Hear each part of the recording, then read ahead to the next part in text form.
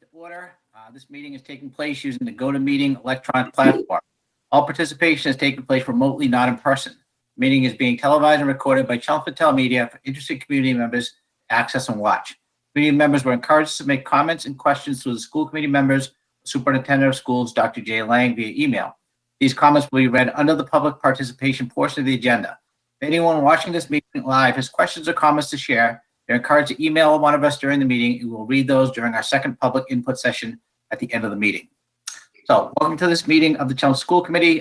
So to start, we'll just do a quick roll call for attendance. So Jeff Doherty. Here. John Moses. Here. Maria Santos. Here. Anna Newcomb. Here. Superintendent Lang. Here. Assistant Superintendent Hirsch. Here. Monty Johnson Collins. Here. And Dennis King here. Okay. And we also have our student reps, Sudeep and Katrina, with us tonight, and our recording secretary, Sharon. So first item on our agenda is to approve the minutes from our meeting on June 2nd. So I'll entertain a motion to approve the minutes.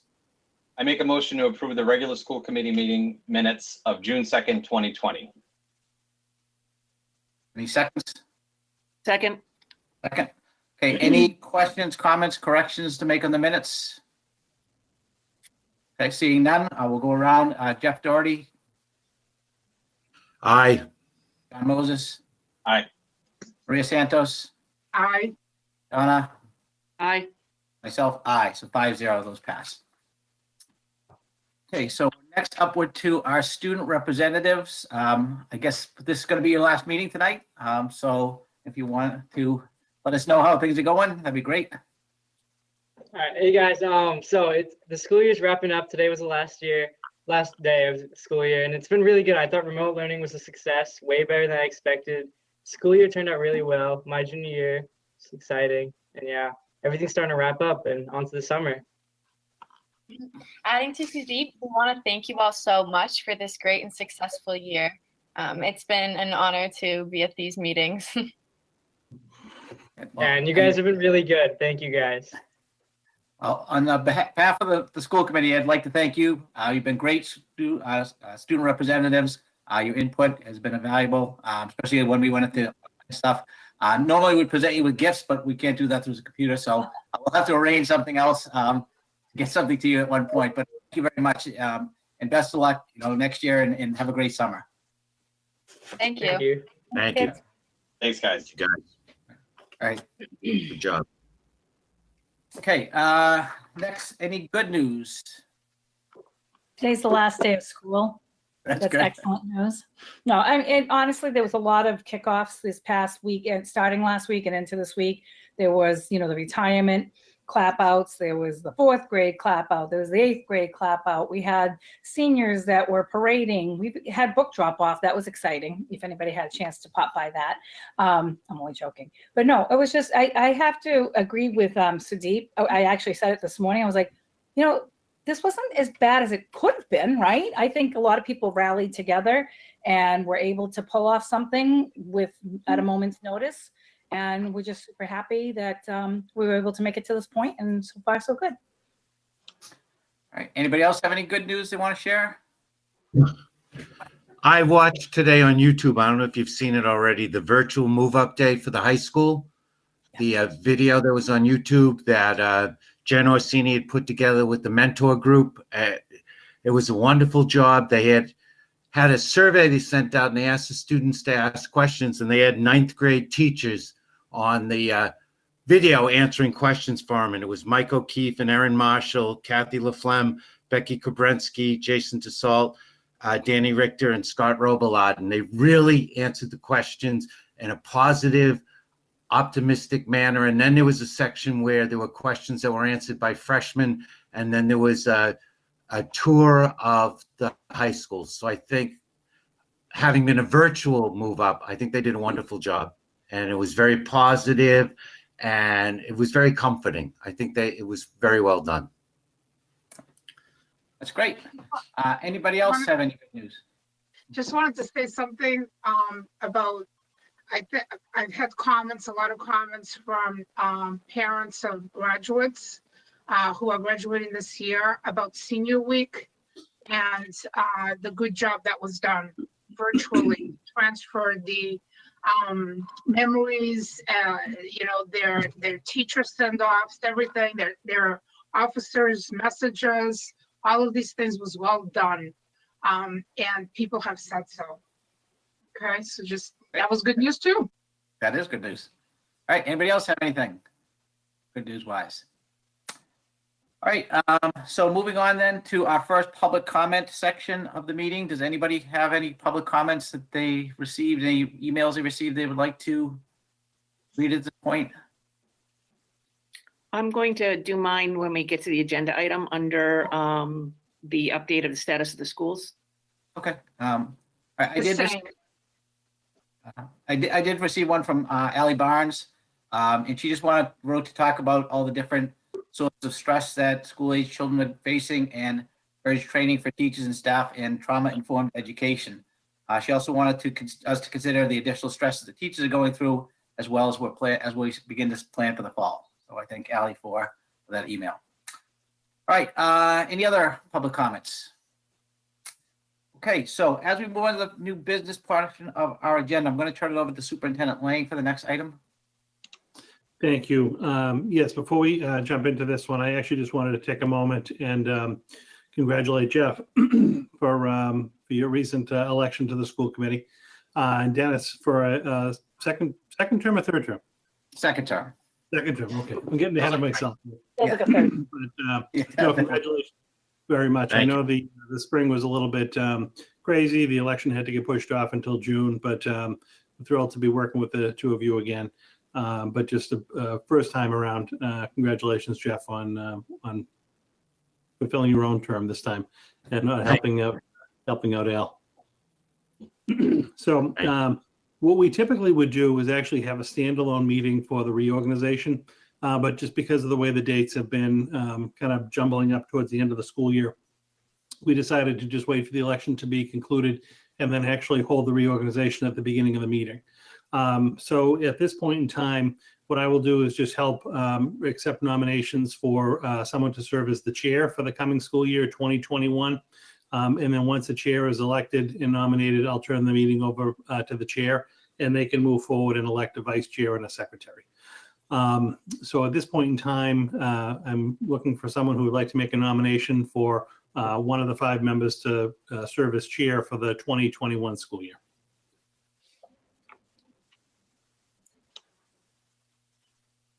I nominate Dennis King for chair.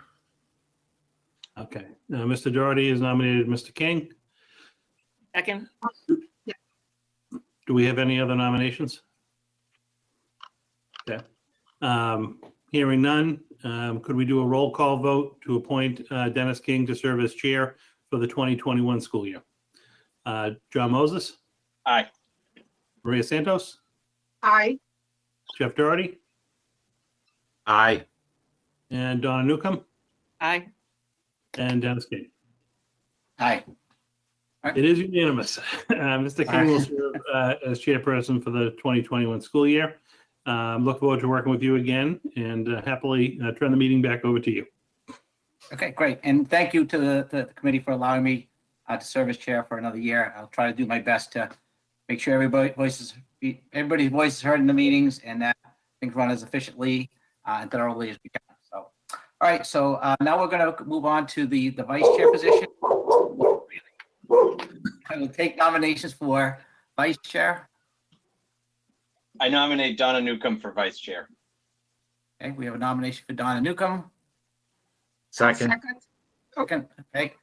Any other nominations for vice chair? Okay, seeing none, we'll do a vote. Jeff Doherty, Aye. Moses, Aye. Maria Santos. Aye. I will vote aye. Donna Newcomb. Aye. Aye. Congratulations, Johnny. You're now the vice chair. Great, thanks. I'll second Hey, you last for but- reliable. Now, last but not least, we're going to take nominations for secretary. So would anybody like to nominate anyone for secretary position? I think Maria would like to. Sure, I'll nominate Jeff. Oh, thank I love it. All right, we have a nomination for Jeff Doherty. Second. Seconds. Okay, any other nomination for secretary? Okay, seeing none. John Moses, Aye.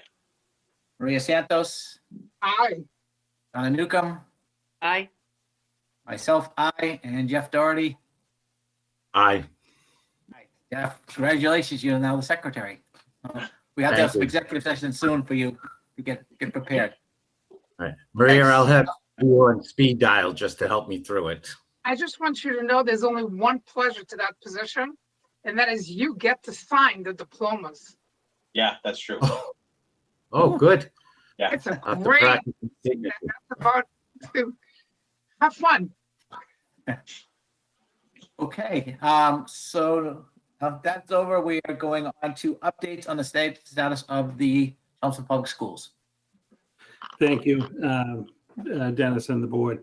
Just a few kind of random updates for you. As we alluded to earlier in the evening, today was the last official day for students for the school year. It was a half day for our kids. Teachers, it was a regular day. And then our teachers will be wrapping up for the summer tomorrow by contract. The day after the kids get out is a half day for our staff. So no in-person meetings like you usually would be saying goodbye to people, but a lot has been done remotely to kind of wrap up the school year. To what Linda said earlier as well, I really do believe that as a district, we came together for the last third of the school year and really put together a very fine program given the circumstances from March to June. So it wouldn't have been possible without the help and cooperation of the staff. I think the parents in the community really supported us as well. This, as we said before, was really a big lift on everyone. This was difficult, switching to remote learning.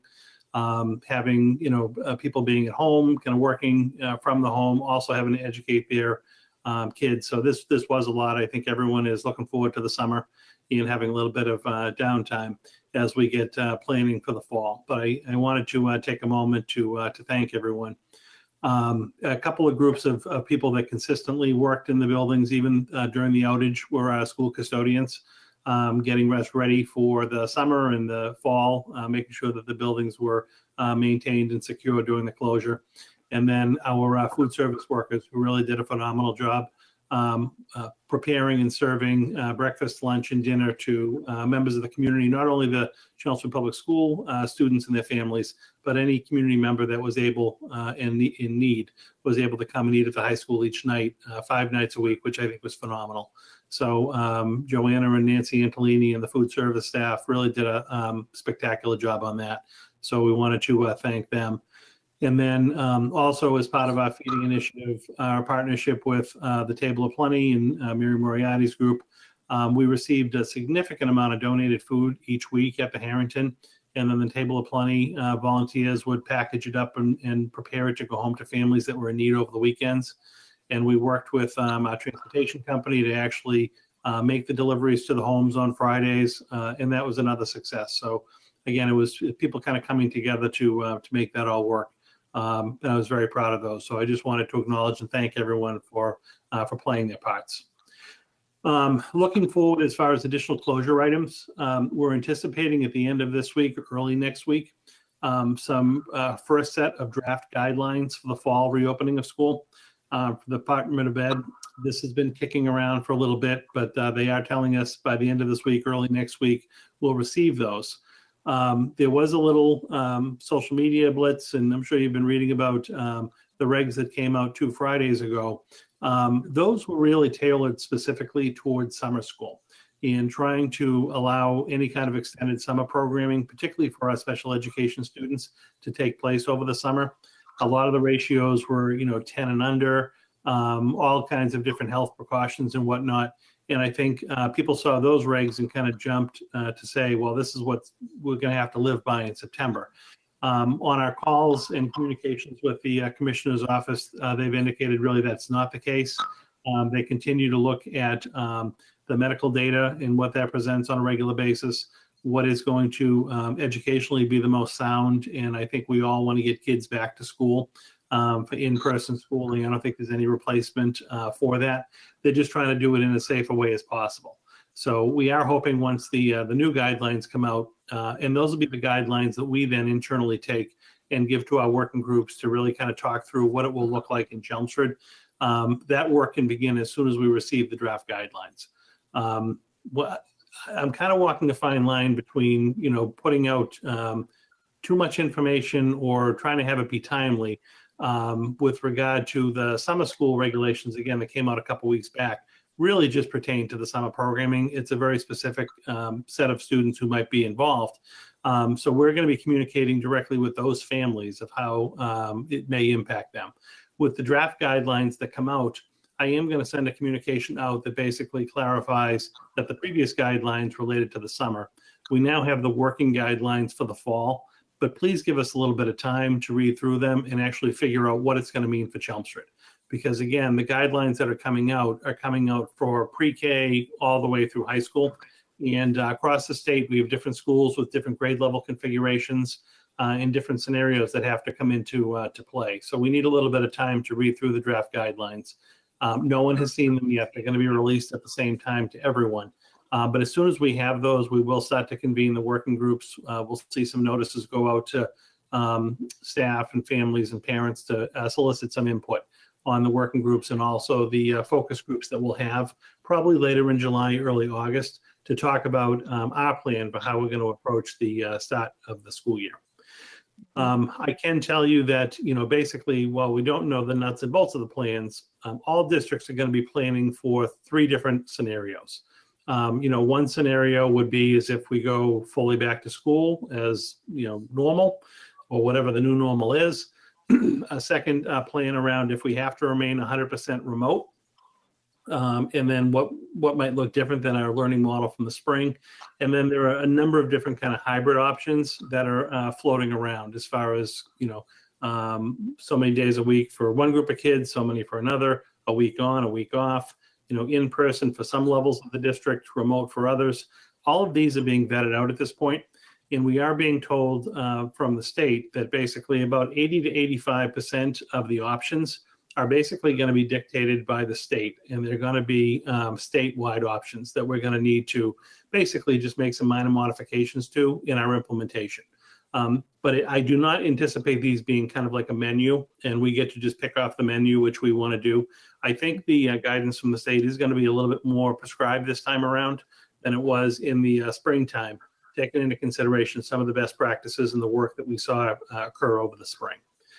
So as soon as I receive those guidelines, or at least the draft initial guidelines, I'll send those out to you. The state does plan on updating them along the way. So when we get to the middle part of July and then the middle part of August, based again on what's happening health-wise at that time, you may see a restriction or a loosening of some of the guidelines just based on where we are at that point in time with the coronavirus. So much more to come on that. I am, again, when I get those draft guidelines, going to be putting some information out to parents so that they have that. And we're going to give them the very best information that we possibly have. I'm just kind of reading through my notes here.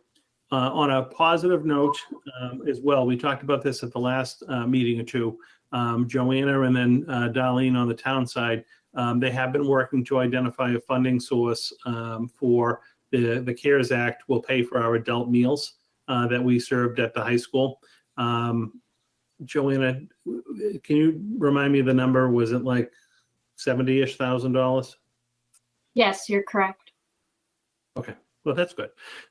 So it's approximately $70,000 that will be charged to the CARES Act grant, which is great. So that will not be a financial hit to either the district or the town. So the grant will be able to pay for that. That's positive news that we can report to you. So you're not going to see that come as a transaction at the end of the school year. Additionally, we have started to procure some of the PPE equipment for the fall, masks and gowns and things along those lines. Brian Curley and the facilities group is obviously being very proactive. They're going after the vendors that usually supply products to us, and we're trying to basically get as much on hand as we can. There is a little bit of a competition with, all school districts and any kind of municipal entity and even private entities trying to get this stuff at this point. So we are obviously watching costs to make sure we're procuring it at a good and reasonable rate. But these are things that we are going to have to procure one way or the other for the fall. We are working with the town on that because there does appear to be some FEMA relief money on that front. So we're going to be working to charge that equipment off to the town's FEMA account. So it won't necessarily hit the school department budget. And then we'll work with the town again to try to seek the reimbursement for that and do some kind of a sure up with the town with CARES Act money for fiscal 21. So I don't see that actually impacting our budget, which is very good. But it is certainly going to be a Herculean task to try to identify all the different equipment that is being recommended and required for the safe reopening of schools. But I want you to know that that work is ongoing. So we'll be able to report over the course of the summer with regard to where we're at with that, exactly what we've been able to kind of stockpile, and talk a little bit about what our program looks like. And then lastly, for an update, it's really no change, but the high school is moving forward with their graduation, the kind of the culminating event for seniors that weekend of August 8th, weather permitting, 9th if there's a weather issue. But we actually went over to the stadium mid part of last week to take a walk of it, to take a look at what the setup would be. And I actually think it's going to be a very nice ceremony when we get there.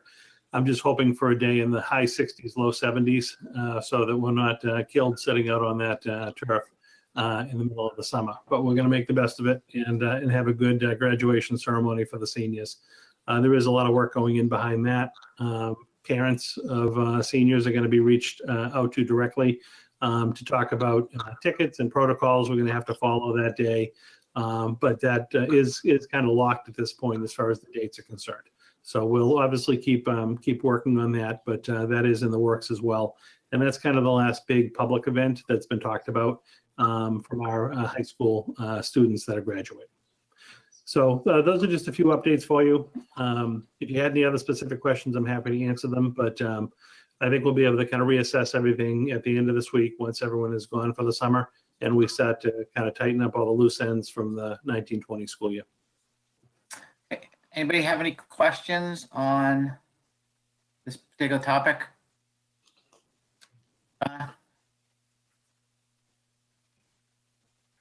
Just a couple of thoughts because I've received some emails from parents, and parents are, obviously very anxious about, what is going to be happening in the fall and are looking for information. And I know that we're not prepared to give that out yet because we haven't received that information from DESE, nor have we been able to look at that information in the work groups in order to be able to figure out how to implement it. But I do think it's worth mentioning that, I have received emails from parents expressing concern about what's going to happen in the fall on a couple different fronts. One is, certainly getting the information sooner than later because they're very concerned about their own work schedules and whatever option, we go with, how that will impact their work schedules or childcare issues. Some families are worried that, taking the bus or being in a classroom for their child may not be an option because they may be immunocompromised. And so will there be a remote option available? If that's the case, if it's something that they don't feel comfortable, exposing their children to. And then the financial piece, we have a lot of people out of work. I think that they're concerned about, the startup costs that we associate with school supplies, bus fees, all the usual things coming back to school. And just to be sensitive to that, as we go forward. And then the other thing is, obviously there's going to be two focus when we go back to school, academic and then the social emotional needs of our students. And I think that, whatever we can do to reassure parents, about what the startup is going to look like, we're not going to jump probably right back, into our typical end of the year stuff as a review. We actually may be going back to March a little bit to do some, catching up a little bit before we proceed. Nobody's going to be left behind, academically because of, their circumstances at home. And then just kids' anxiety about coming back to school. I mean, I have no idea what it's going to look like. I have no idea, about any spacing or recess or lunch or the bus or anything. We're not going to know that just yet, but I do think that it is going to be really difficult for the kids, especially the younger ones. And I think that we have to figure out ways that we can support them in the schools, when we finally do get back, or remotely if we don't. So those were the concerns that I received from some parents. And then just one other one was, I know that we send part of the buy-in kids to Parker and the majority to McCarthy, correct? Would the numbers support us being able to keep them all together at this point? I'm just throwing that out there because, it's been a tough year for these poor kids. Right. I think it's the other way, right? I'm sorry. I don't know. Oh, they all go I to, think Southborough and Southborough and Center go to McCarthy mostly. And it's a small part of, I thought it was Harrington. I don't know. Harrington. Yeah. Center and South Row do feed directly to McCarthy, and Byam feeds to Parker. And there is a couple of streets for whatever reason that are at Harrington that technically feed to McCarthy and not to Parker. Did I say that right? Yes, Harrington feeds to Parker primarily, but a couple of streets go to McCarthy, just geographically based on the way it's laid out. I do recall looking at this last year because this does come up from year to year. I think it was 2 years ago. I think John brought it up a couple of years ago, and it wasn't going to work because of the numbers. I mean, actually, Right. When we looked at the numbers, it was actually kind of surprising how much it wouldn't work. But I just wasn't sure where we were at this time. I think it was something we're going to revisit on an ongoing basis. Yeah, and I'll be honest with you, that was not even on my radar this year to take a look at that. Excuse me, but I'm happy to run the numbers real quick. It's not difficult to do. And That was one of the emails that I received, and I just feel like, it's a good point. I mean, it's been a rough go for these kids, and if we can keep them all together rather than having them separated from their friends, maybe that might ease, some of their anxiety. But the last time we looked at it, the numbers just didn't work that way. Yeah, we looked last year too, and it didn't work last year either. All right, any questions or comments on the update section here? Maria? Okay, so a lot of the things that Donna mentioned were also part of the emails I received. And actually one email specifically said, are we going to have a district-wide based assessment system in order to determine what the learning gaps are when students return to school and be able to place them correctly or provide them additional instruction in order to catch them up? So that was one specific question. The other thing is to let you know that several parents did write interested in being part of the work groups. So I've been keeping that and then can pass it along as one group of emails to you of people who are interested. Finally, the other comment, and it just adds a little bit to what Donna said on concerns about structuring how different students within a family are going to return to school. Depending on what the guidelines are, some parents are concerned that, if they have children at different levels within the system, and if they're not all going to be able to attend school every single day because of space restrictions or whatever. So how are they going to do that? And then asking about busing, which is another issue here, so I'll just say it this way, making decisions like busing and so on at this time is difficult for families. These are the things I'm getting. I also got emails with a lot of suggestions on distance learning and how things can change, and with comments about the survey. So I don't see that as, it's not a specific type of issue on our agenda today. Are we going to be returning to an agenda item about distance learning and input on that? Or are you going to leave that to a working group? How are we doing this? I mean, I guess if you wanted to bring that up at the end of the meeting under the open comment, you could. But just to let you know, the survey hasn't closed yet. I only put the survey out last week, so I want to let it ride until at least the end of this week. And then I do plan on putting, obviously the working group is going to get that survey and any of the comments to work through, but I'm also going to put the survey on the school committee meeting for July 7th. the results. Okay, So so if that's you- fine. Yeah, if you wanted to just take it up then, I mean, that would actually give you the full perspective. Right. So just to mention one thing, one of the things about the survey that I got a couple of questions on is people had a hard time accessing it. Especially the one that came to the students through the high school. It was they got a direct thing with a link, and it said you had to have permission. I don't know if these guys can give any input on that. A couple of students apparently tried it and had a very difficult time accessing it, and one of them never did. So I don't know if you can just look at that link and make sure it will work for everybody, and that, you know, you gave them the opportunity to give you the feedback, because some people said it was not working correctly. Oh, wow.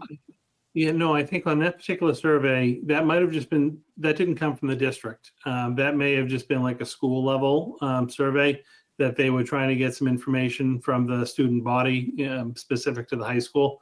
I don't know if Katrina or Sadeep, do you happen to recall that survey or how it was administered? Yeah, mine didn't work actually. It said I had to request access to edit it. Yeah, so the Right. dean council made it and then the dean sent it out. I mean, I accessed it okay, but I did hear that from other students that it wasn't working. Okay. Okay. So I think maybe return it to them, because their feedback is very important for the high school level. Right. Linda, you have Linda? something?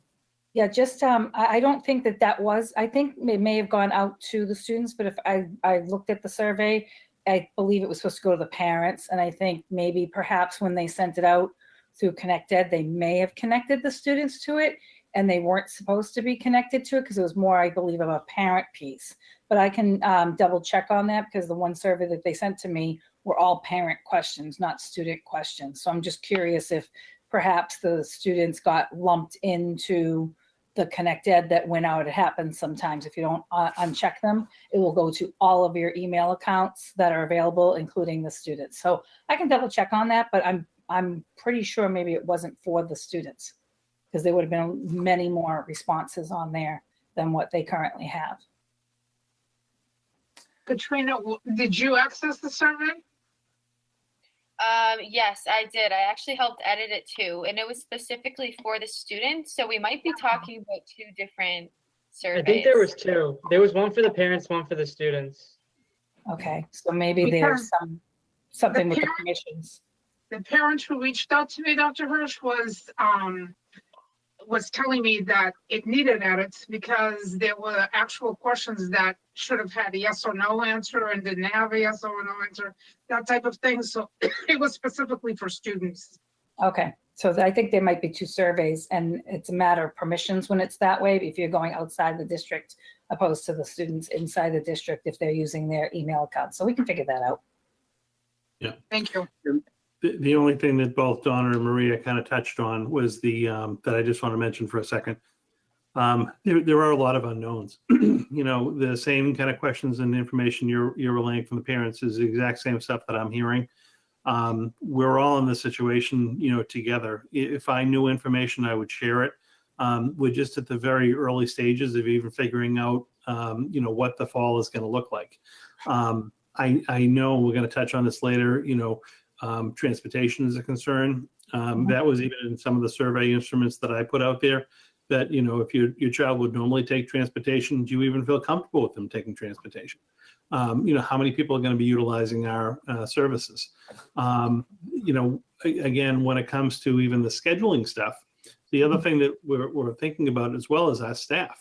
So, you know, a lot of our staff also have students, whether they're in the Chelmsford Public Schools or they live in a neighboring town, so they're in that community's towns. What if we had a situation where, you know, just by fluke, because we can't control what happens in another district, you know, we're doing week on, week off, and our teacher and their kids' weeks didn't coincide. So, you know, that would be difficult. So there are all of these different scenarios that I'm just telling people at this point in time, we all know, we don't know what the answers are going to be, but that we will work on them over the course of the summer. But we just have to get that initial guidance to even see what we're dealing with, to give some kind of perspective, or at least frame the issues that we have to resolve. I know it doesn't seem like a long time, but we do have, 2 solid months, unfettered, that we can really be working on this. And I think come up for a very good plan for the town. And with the hopes, again, by the end of July, early August, that first week in August, being able to hold community meetings. I'd love to do them in person if we're at that point. If not, remotely, to provide people an opportunity to let them know our thinking and how we're going to roll out the various scenarios for the fall. So I am hearing, I just want to let you know, I agree with you. I concur. I'm hearing the exact same kind of concern and a little bit of frustration, but I think the frustration is understanding because we don't know. And I don't think they expect us to know. I think they're just kind of sharing their uncertainty with us or their level of angst. And honestly, we have the same. So we're all going to just have to work like we did this spring together and make sure that this all comes together for the start of the school year. Okay, I have one last comment about the end And of the Linda just school had year. one comment. Well, I just Maria. wanted to answer Maria's first question, which was about the academics. And yes, we have district-wide benchmarking that we do. And even though we weren't able to administer the spring benchmark, we can take a look to see how much of a difference there was with that. So we will benchmark the students because we have to see what's going to happen. And even all the way up to the high school, because we do have some programs like IXL that we could take a look at where they are academically. So just to answer that question of the parent that you received, I didn't want that to go by the wayside. So Yeah, that's really good because I know that there are some districts we're hearing that don't have this. I know they've actually I've had some contacts even today of like, what are you guys using? How you're using it? And so we've just been trying to help each other out as districts. So we're positioned very, very well in this district to bless our students. Thank you. So my last thing is that a couple of people wrote to me about the end of the year for non-seniors and also in what's happening with 7 to 8 transition. But in all, the comments were about not knowing again what's going to happen and that they remember it for prior students or in prior years that they got certain directives at the end of the year that they didn't hear. So for instance, one example was usually when the students are leaving, they get a mock schedule of what it might look like. They might not know who their teachers are and so on, but they do know a mock schedule. They don't have that. Of course, there's a reason because we don't know what the school year is going to look like. Or from 7 to 8, they might have an idea again of what their schedule would look like, except that they won't know what team they're on. So this type of thing, if we didn't get to do it this year, it might just be nice to send an email out that says, okay, here's the reason why. You didn't get this at this point in time, but here's the reason why we don't know yet what it's going to look like. And you can expect to get this from us by this particular time or whatever. Just a communication thing, because it's causing a bit of anxiety to people. And, Donna mentioned some of the anxieties. I've mentioned some of the anxieties. And if people are just worried that we're not even going to offer school or that, we're not going to offer sufficient school. Some people have said to me, the state has some online program. If we're going to go, hybrid, I may opt to have my kid go into the online program, online schooling or whatever it is, that type of thing. So if we just let people know, maybe from yourself, Jay, you've been giving a wonderful newsletter update every single week. Maybe just kind of continue that in a sense of here's where we are and here are the dates that you can expect that we'll get back in touch with you. Just what you said to us tonight, but just in a general memo about it's going to be by the end of whatever. The working groups will be convened by the end of whatever. That type of thing might help people and not create as much anxiety. Yeah, I see I've greatly enjoyed the weekly newsletters. It's been the highlight of my week, putting those together. That kind of ended last Friday as the school year came to an end. But what we are going to do is continue to use that forum to talk about our planning for the fall. So I won't be doing like regular newsletters with updates on what's happening schooling wise, because we're really now shifting into our planning.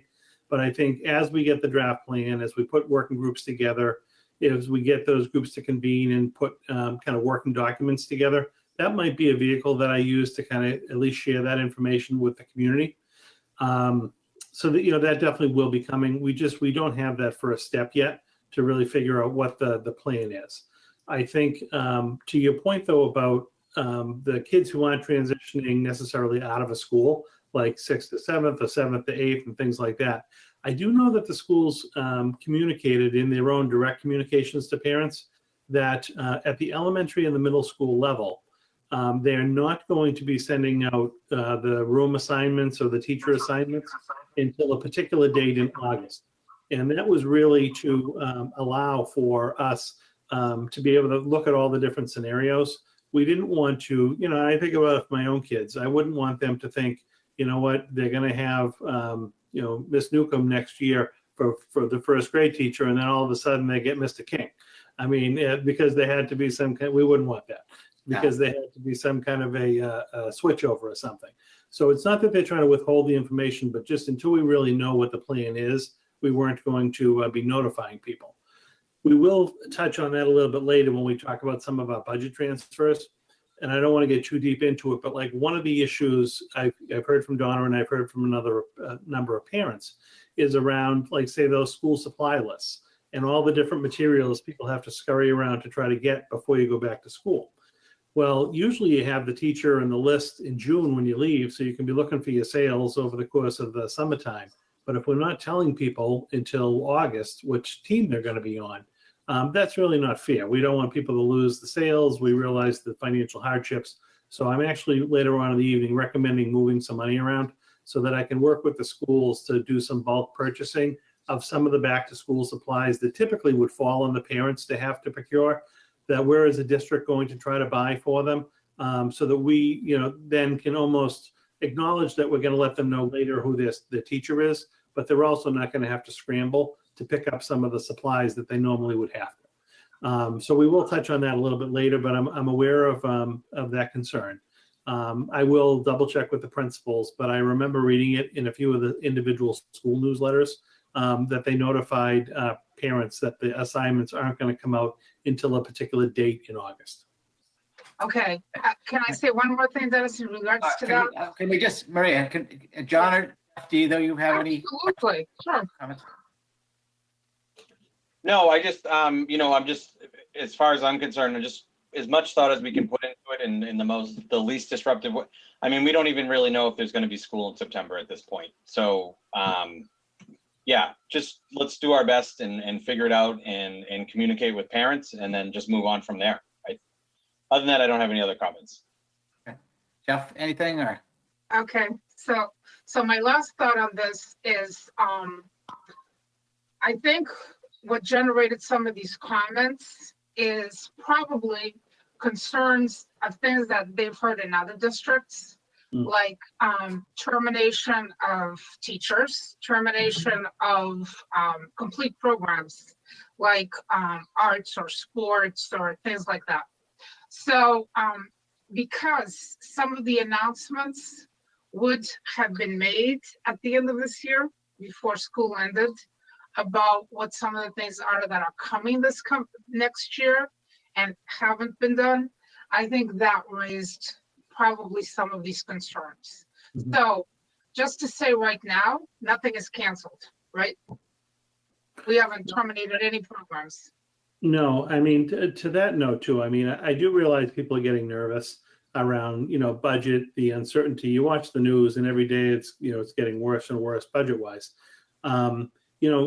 I really do feel that even the reduction that we took in the budget to assume a 20% reduction in local aid, whether it was Chapter 70 or as unrestricted aid to the town, I really do feel, just given what I'm hearing, that is probably the worst case scenario. I don't see it going really beyond that. So if we can contain it to that and only having a better outlook on things, the budget that we've put forward and that we're going to be defending next Monday at town meeting basically preserves all of the programs and services that we're currently providing next year. So there have been no reductions to, athletics or the arts and music and things like that. The only thing that is not in our control, however, is like, I do have some concerns about what's going to happen with fall sports. It's not that Chelmsford is cutting sports, but, there is a lot of concern within the sports community about, will the MIAA allow certain sports to go forward? That's out of our control. We're funding everything. We're planning to have every, fall sport and activity and whatnot. We're not making any reductions in our budget. But if someone at the state level steps in and says, you know what, there's not going to be fall sports, or this has to be modified or whatnot, that's out of our control. But from a funding perspective, no, I have no concerns that those items are funded within our budget. They're not being considered for any kind of a reduction. All right, just a couple quick things for me. I know for our summer school, we're going to go remote. Have we heard from any of our out-of-district placements like Valley or any of the other collaboratives, what they're going to be doing? Yeah, so we're all doing just about the same at this point in time. Everyone is starting the summer remote. Valley is going to be starting remote as well. I actually have a meeting with them Thursday, just a board meeting to confirm things. The state is looking, if the numbers continue to kind of go the way they are, to try in August on a case-by-case basis, potentially allow for some in-person extended summer programs. Now that might be, OT, PT, speech, maybe a particular program for, say, an autism strand of programming at a particular school. That's to be determined. I think, as I said, Valley definitely is going to be starting remote, maybe looking to do some in-person.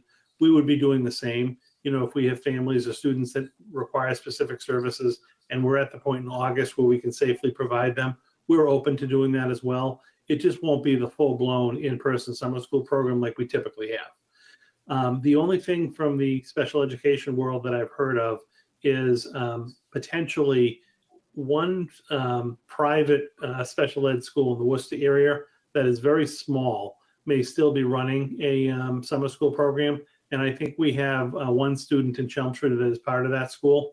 So if they do run their summer school program and the family wants to, we'd obviously work with them to allow the student to attend, but they haven't worked through the kinks yet.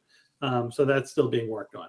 But I really think across the board, you're going to see a lot of remote summer statewide. Okay.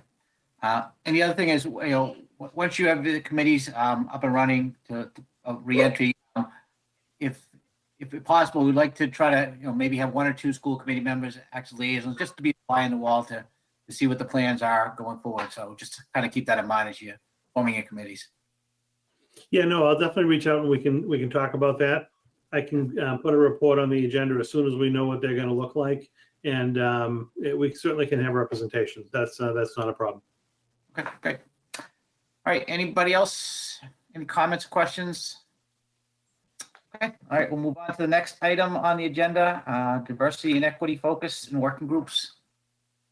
Yeah, thank you. In a second, I'm going to actually turn this over to Linda, but I wanted to take an opportunity. I had sent an initial communication out in the newsletter 2 weeks ago that kind of touched on some of the civil unrest and I guess protests as a result of the George Floyd murder. And touched on that. I've had a bunch of conversations with community members and our colleagues in the district, and I kind of put out a separate statement on Saturday. So you have that contained here in the packet. I think, my rationale for doing that was I really did feel as a district we needed to say something and to let people know that obviously this is an issue that's important to all of us, that we take great pride in the Chelmsford schools being an inclusive environment for learning. And we want to hear from people, about their experiences. From time to time, you hear from different groups of people who have opinions or whatnot. I'd really like to, over the next number of weeks, engage some of our current high school students, as well as recent alumni, to talk about their experiences. What was successful, what do they think could have been improved upon, and really kind of just have a conversation and get this out on the table. I know I've had a lot of staff that have reached out as well to say, listen, we're open to talking. If you think there are things we could be doing differently in our curriculum or our instruction or just our inclusiveness within schools, we'd want to hear about this. So, to that vein, I wanted to send a communication out to the community to let them know that, we're aware that, of issues. We want to work through issues with individuals, and obviously always be working to make the schools a better place. But at the same time, we're doing that. Linda brought up, and this is what I want her to walk through. We do actually have protocols and procedures in the school department when it comes to curriculum to evaluate curriculum on an annual basis. We just went through this when we did the elementary literacy adoption in the elementary schools. There's a whole protocol that we go through. A couple of years back when we had the coordinated program review, which comes through SPED, there's a whole OCR compliance piece that has you actually go in and take a look at your curriculum and reflect upon it and make sure it's culturally diverse and linguistically diverse and right across the line. So these are steps that we actually take now. And I think a lot of people in the community may just not know that. That there are things that we already do as a district on a regular basis to ensure, that our curriculum and our work in the schools are free from bias. Are we ready and open to talk about it? Certainly. But I don't want people to think that, we're just going to start this work now. This has been some ongoing work within the district. So I just thought it was important to share the statement with you so that it will be part of the record. And then also, if you don't mind, ask Linda to kind of walk through a little bit of the work that her staff already are planning to do over the course of the summer. And then say when it comes to our curriculum or different adoptions that we have, what process they go through in that review. So if you don't mind, Linda, would you mind walking us through that?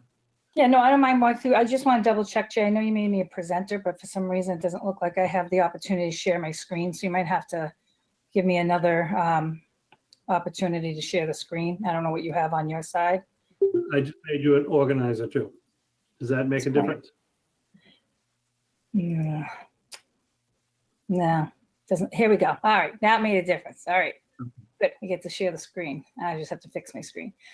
Okay, so I know that when I wrote the memo, it was 2 pages long. So bear with me. I just wanted to get a lot of information on there. But Dr. Lang is right. I mean, we have some process that's going through. However, we think it's, pretty important too that we explain to you what exactly we're doing. I'm sorry, I'm trying to come out of this. Got it. I don't need tips. What we are doing, and given the fact that there's a little bit of call to action, I don't know why this is picking up my voice, but it's typing it at the bottom. I don't know if you guys can see that, but we'll just go through that. But since there was a call to action, it seemed to be more on the humanities side, that's fine because that's typically where you see a lot of the literature that we have to go through when we're going through the process of evaluating our curriculum. And in this call to action, I do know that the ELA coordinator and the social studies coordinator, Stephanie Quinn and Abby Dick, have been working to get teachers together this summer to just, put another set of eyes on our curriculum, which is fine. I mean, it's not going to hurt to do that. However, we do have a process that we have to go through given any of our curriculum that we've adopted. And like we said earlier, with the Fontes and Pinnell, we just went through this for the elementary in order to adopt that curriculum. And with the, it was civil rights 25 that came in and 24 that came into play when we were going through our coordinated program review. And what that purpose was is to, ensure that the teachers in the district review all our educational materials. We have to make sure that there's no simplistic or demeaning generalizations, any lack of intellectual merit, let's say, for any basis on race, color, sex, gender identity, religion, national origin, or sexual orientation. And this is beyond a typical standard material review. We're not just looking at, does it align with the standards? Okay, great, we should take a look at it. We have to just make sure that it's appropriate, that we provide balance and context when we look at these pieces of our curriculum piece. And that's what we did just for the Fontes and Pinnell. So it's pretty, fresh on our minds, but there are 7 pieces of bias that we actually take a look at. And obviously there's no certain order that you have to go through, but this just gives you an idea what's happening. But a lot of it had to do with invisibility. And thankfully, our curriculum is not too dated from the 1960s, but that was pretty apparent. I'm pretty sure going through school myself, there were some groups that were just left out altogether. So even though the textbook companies, or if we're looking at different novels that we have available, are, they're much better, but we still could take a look at them again and see if there's any changes that need to be made in terms of that balance to make sure that everybody is represented when we go through this. One of the other type of bias we look at is obviously stereotyping. This one I think is a little bit more familiar to people, just saying that there's a racial stereotype and you just assume that if somebody has that race, that this is how they're going to be. So going through our curriculum pieces, we have to make sure that that piece is, there's no words in there that are going to direct us towards stereotyping. Selectivity. This is actually a very interesting one, and it's presenting one side of the issue. And I think that sometimes that's what, a lot of people have been talking about. I've been following along some of these protests and debates and, blogs going back and forth with people. And there is this feeling of just there's only one side of this issue. If you recall, for anybody that was able to attend our opening day, and I think Maria, you were there, we had Alan November, and he was our presenter, and he's a kind of a guru on technology in general, and he went through his process. But one of the things that really resonated is that he gave an example about how we receive our information. Of course, people are Googling things, trying to, find out stuff, but he made the point of telling everyone that we're only going to get our perspective. When you Google, it's on an IP address that's in the United States. And he gave the example of the Iranian hostage crisis. And he went on to say, this is where you receive the information. This is where you would have received it for your, in colleges and all of the people that, the experts on it. But his question was, do you think that's what the Iranians called it? And that the answer is no. You have to put in the proper searches to get information to see the contrary, to see the other issue. They actually called it the conquest of the American spy den. So you have to have that perspective and make sure that you're not just saying, here's our side of the issue, this is what happens, there's nothing else that's on there. The contrary is very, very important. And a lot of those skills actually start in 6th grade, where you have to look at the alternate. One of the other pieces on reality, right? Just ignoring it altogether. This is, if you don't talk about it, it's not real. Kind of think of the 2-year-old that puts their hands over their eyes and says, if I don't see you, you're not, really there. So you have to make sure that's, not missing. But then there's another piece to the reality is that you can't just assume because you've put something in place that it's all set. Like, okay, this is great. So the example I gave was the affirmative action. Just because we have affirmative action doesn't mean it's all set. You never have to go back and revisit it. So there's 2 pieces of this part that you have to look at to make sure that there are, no discrimination, and just, if you don't want to talk about it because you don't like the topic, it's just omitted. Fragmentation. I do remember this, honestly, as a student myself. If they were missing a certain group, you would get this little pamphlet. It always reminds me of, too, the high schoolers that get their extra pamphlet for the yearbook after all the events, and you just kind of slide it in there. Well, that's going to just, show that that group was let out. So it's almost like a double discrimination, where they weren't talked about to begin with. But now here we have this excerpt that we're going to just slide in here, and you can really see this because it's not connected to your textbook. So that's an important piece when you're looking at bias.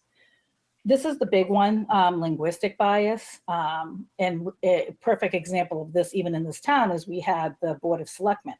They changed it to they changed their name. So they're not the Board of Selectmen anymore.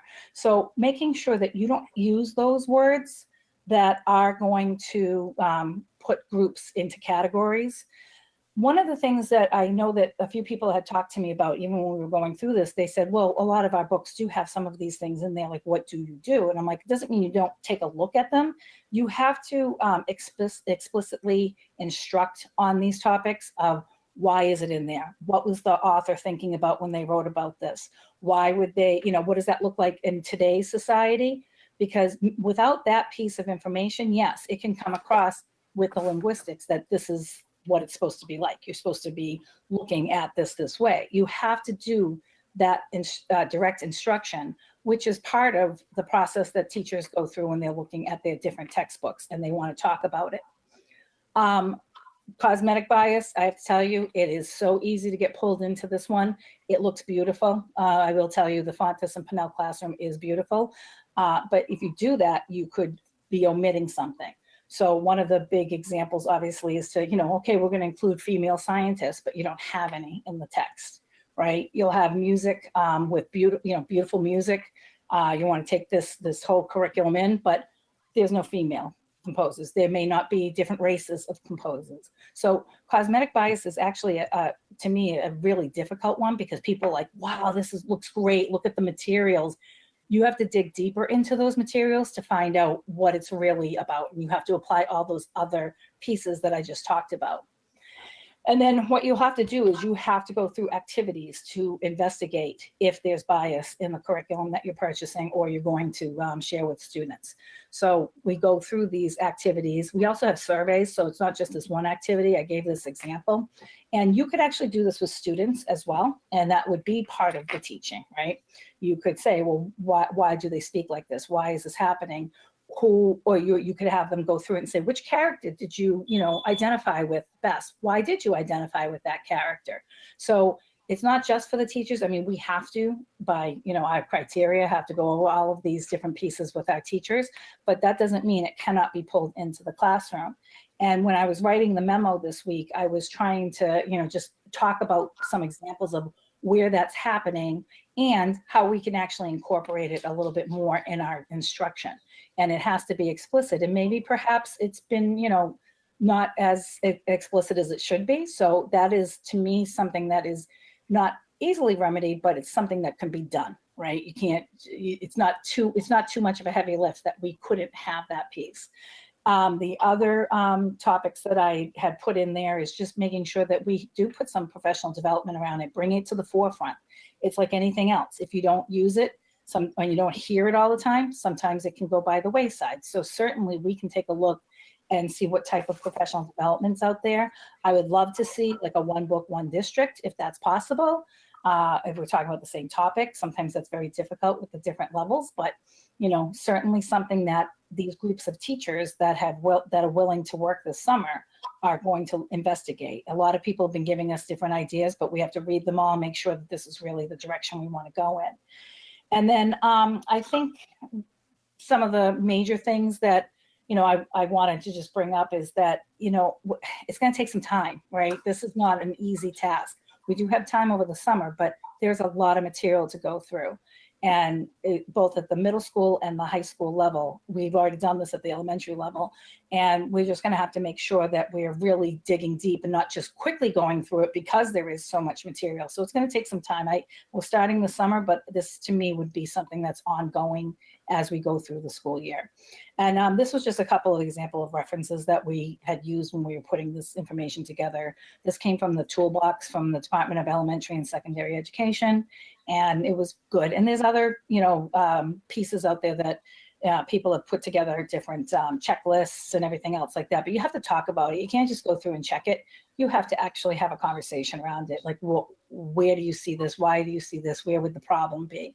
So because we don't necessarily talk about all our processes, this was a good time, I think, to bring it up that there is something that is actually done when we go through this process.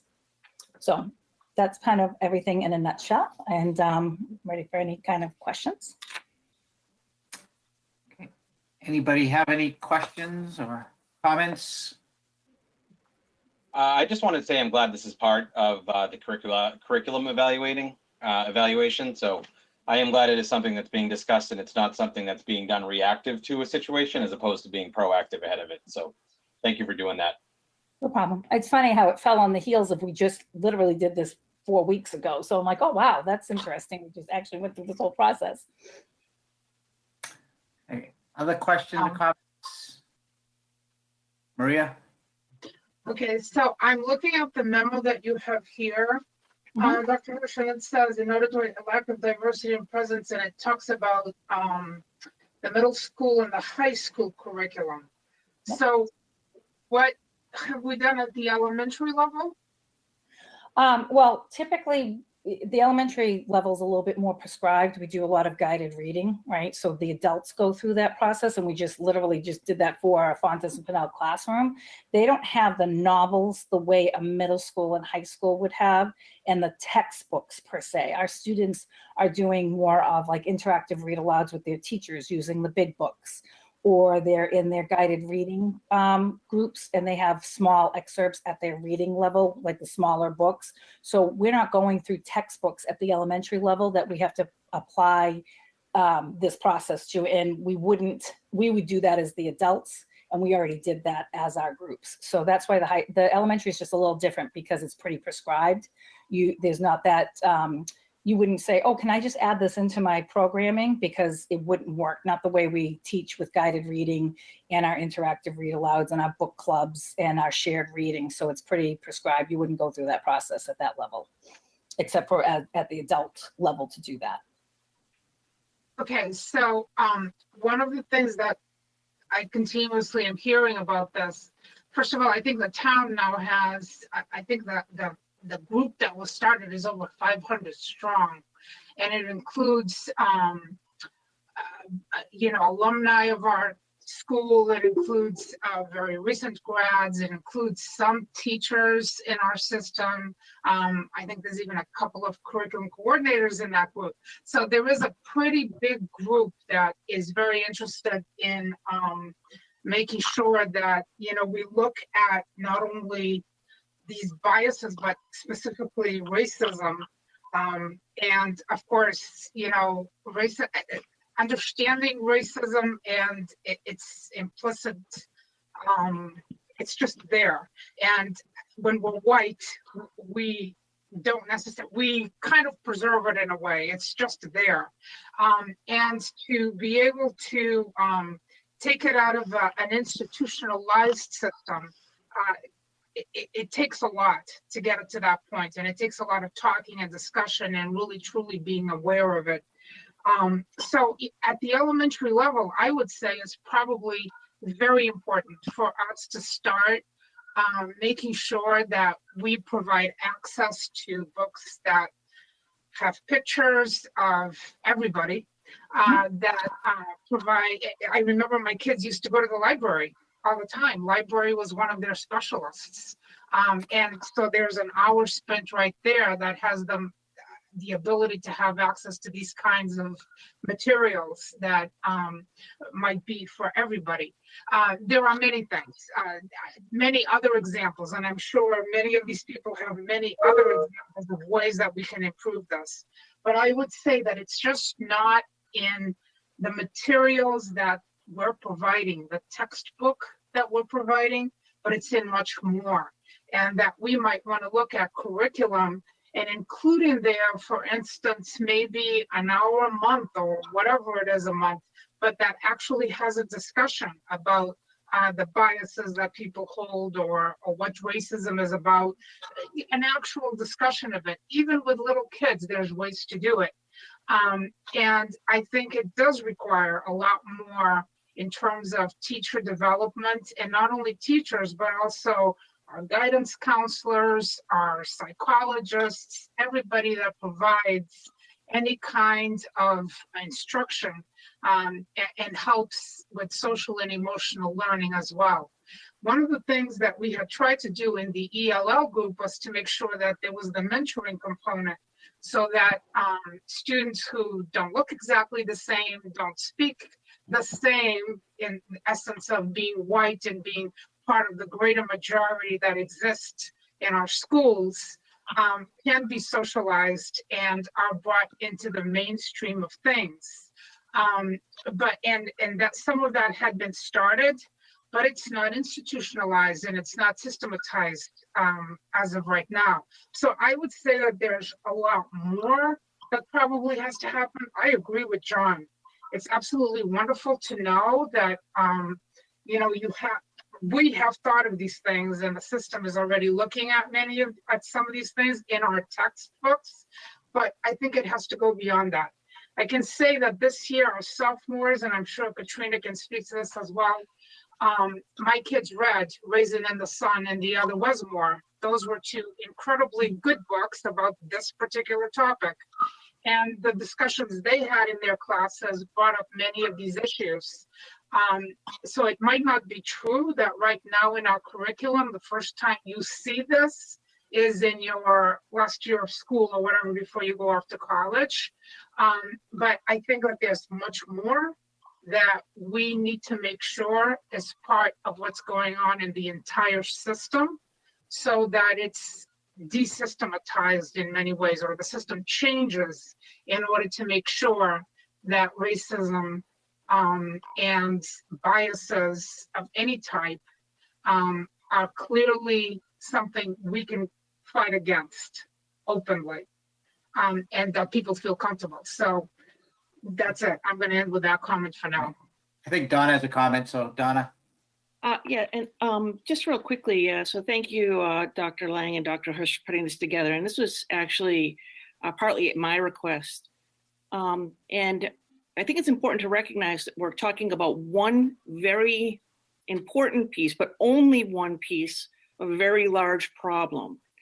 So one of the things that have been brought to our attention was our curriculum and how it was that we were going to address some of the current issues and concerns that people had brought forward. And so I think that it's, as John and Maria said, it's great to know that we're doing this, and I'm glad that we're doing it. But this is by no means a comprehensive look at everything it is that we need to be doing going forward. I think that there are many, many aspects of the school experience that need to be addressed with regards to diversity, racial diversity in particular, biases, racism, all of it.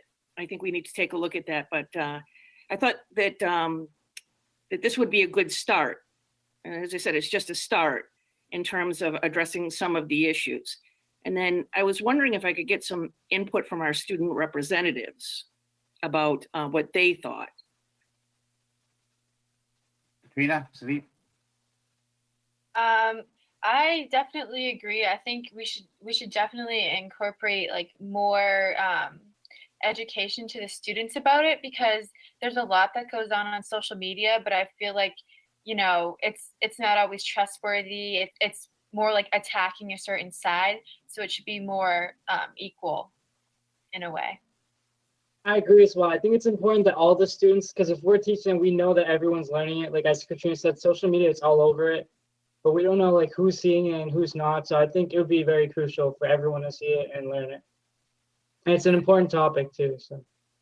So one of the things that I would ask you both to do is, in addition to curriculum, to give some thought to what other areas that you think that we need to be able to address in order to make it the entire school experience an inclusive, welcoming experience for all students.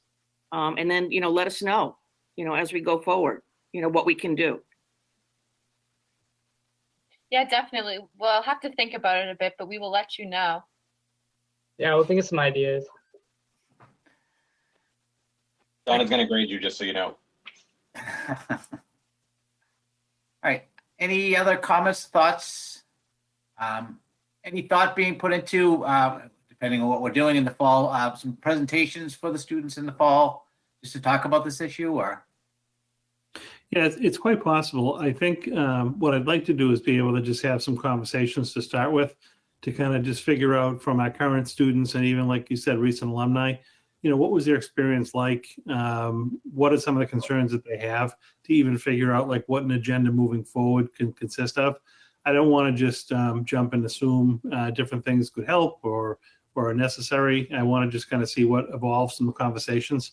So I would think, you know, certainly as a planning piece, if you give me a little bit of time over the end of June, early July, have some of the conversations, be able to vet them back here with the group.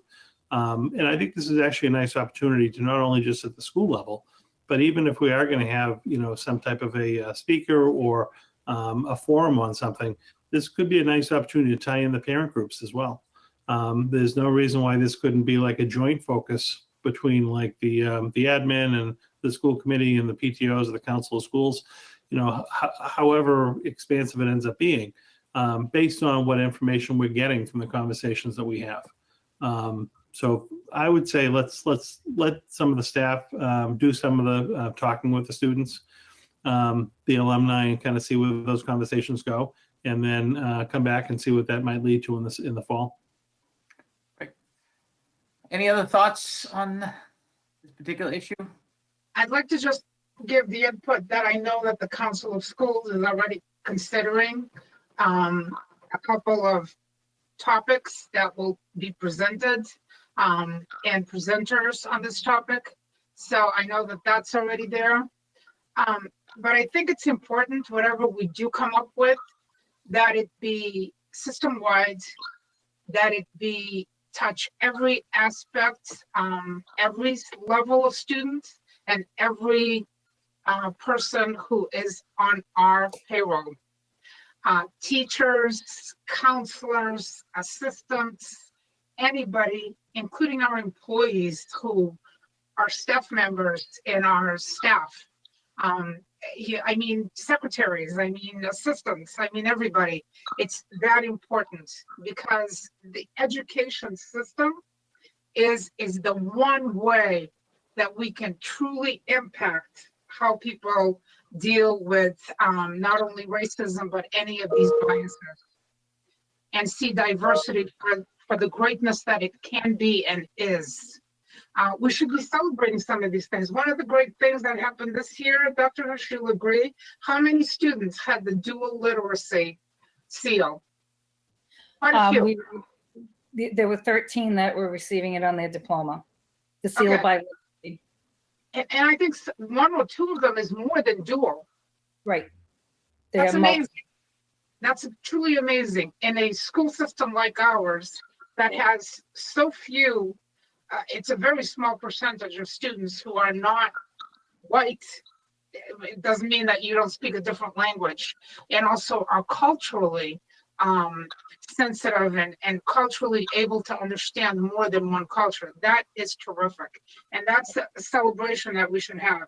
It's something that's happened this year. And I remember you coming up, telling us about this and how excited you were about it. And it's truly great.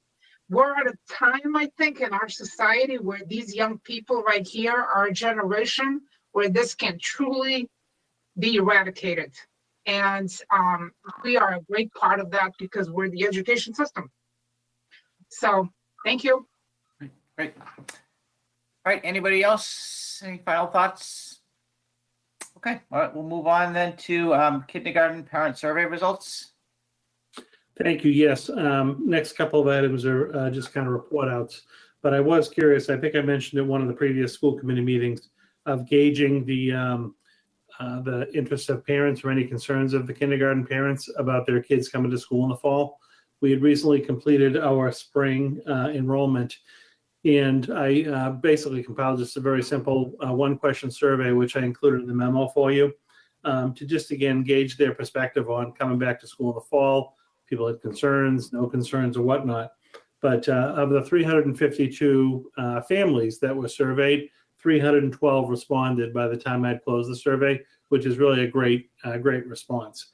And it was assuring to see that about 75% of the students, or 236, indicated that they would be sending their child to school in the fall, basically regardless of the program, whether it was in person, remote. They intend on doing that.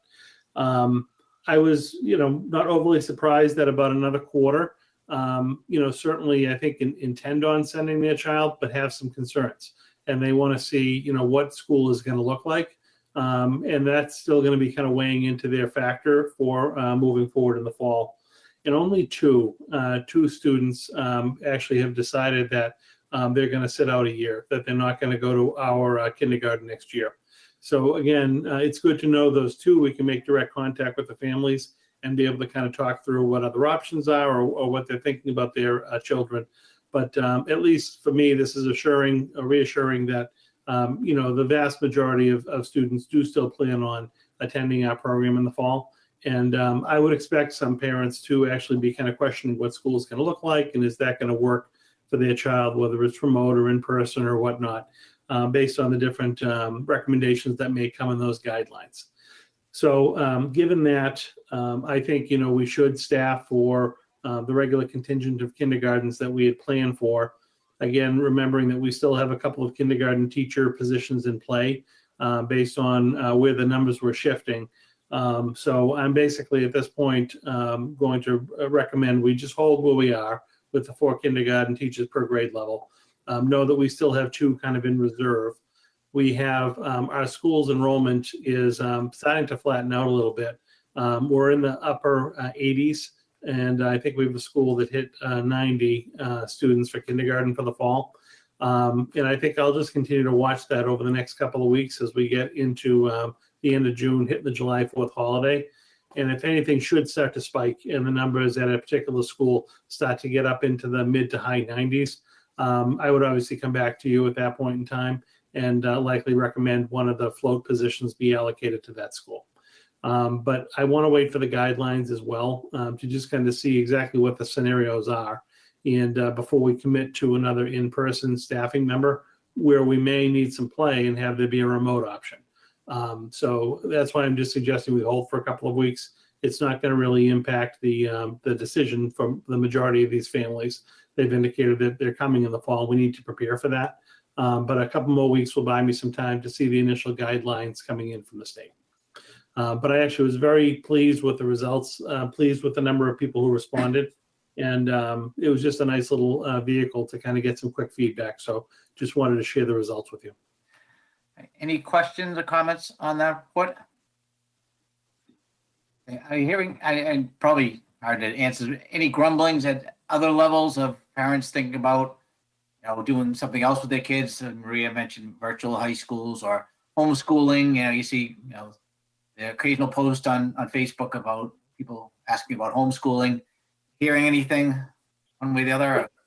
That was one of the questions that we did ask in the larger survey to parents that, again, I'm just going to leave open until the end of this week. We've also, in that particular survey, gotten great results. So I think we have feedback from about 2,500 kids in the district, which is about half of our student population. And that was the last time I looked at the survey over the weekend. So those are great numbers to be able to make some decisions on. I can tell you the basic trend at this point was about 90% of the students were planning on just returning to whatever kind of program we have in the fall, whether it's in person, remote, or whatnot. And there were about 10% of respondents that indicated they were concerned about what the fall was going to look like. We have some that have concerns about in person, and as Donna alluded to, some may have some immunocompromised positions, and that's a concern for them and their family. We have others that remote just really isn't working for them, and they really want the in-person experience, so their minds may be leading a different way. But it was about 90-10 the last time I looked. Now, if that number holds, even 10% of our population is, still, 400 to 500 students, depending on how this pans out. So that is still a large contingent of students that we need to talk about and figure out what kind of programming might best serve them. But at least we're capturing that information, so we'll be able to have some of that follow-up discussion later. But I will report on that survey and all the results at the July 7th meeting. Okay. I only talked to one parent, and it was very specific to their situation for homeschooling. So I'm not getting a lot of calls in regards to any homeschooling pieces. So that usually I'd get the phone call. Okay. Hey, Maria? So the comments I've had came from parents who said that if we're going to go either hybrid remote or fully remote, that they'd have some of these folks, it's about 5 that specifically wrote me comments that had real concerns about whether there's going to be sufficient learning and whether there already exists a program, if it's going to be for any extended period of time. So that was that. But on the survey, because you brought up the survey that you sent out, Jay, a couple of parents wrote to me that they really wish that the survey had been like if you had 2 students, for instance, that you would have done the survey for each student, because each student's experience was extremely different. And in fact, in some instances, the comment section is where parents try to really address the differences. And in some cases, one family told me that for one child, if it's a hybrid system, it might not work better than if it isn't, and so on. So they wanted to really try to explain for each student. And so the survey may have been better if it was geared for each one. Anyway, I personally tried to deal with it all in the same survey by giving you comments. And to that point, Marina, that's what most people did do. As we're looking through the comments, a lot of them, and I've had a few that said, for one kid, this worked. For another kid, it didn't work.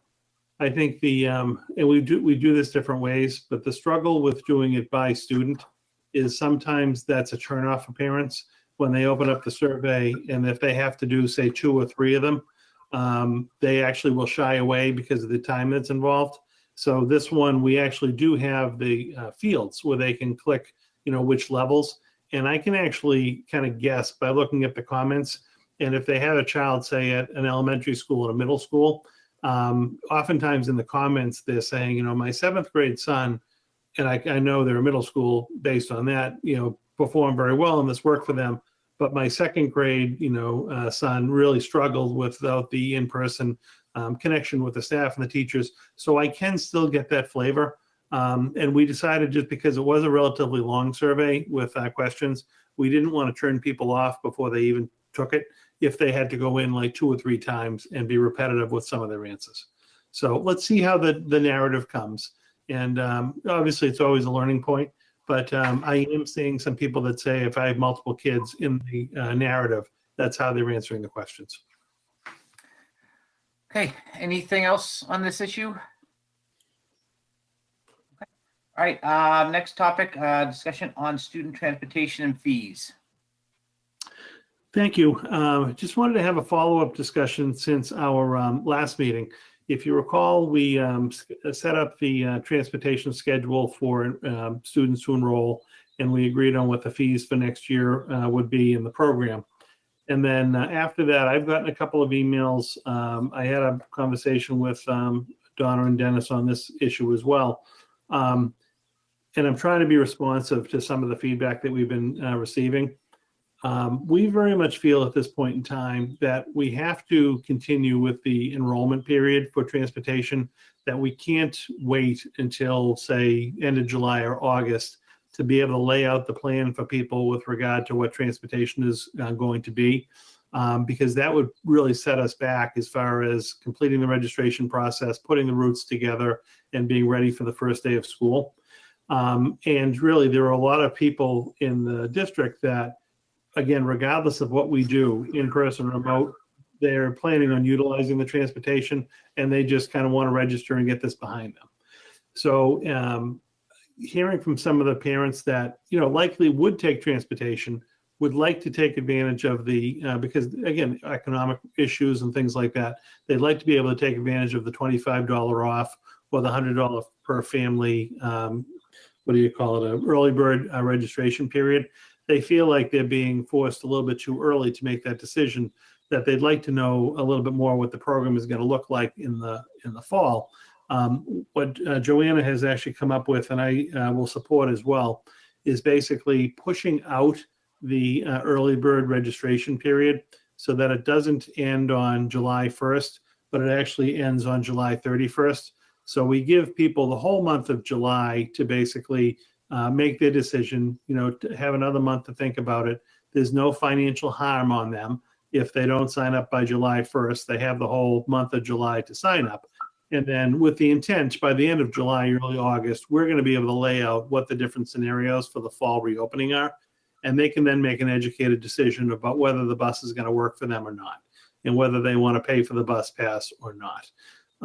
We would then just bump out the dates for the regular registration to basically be August.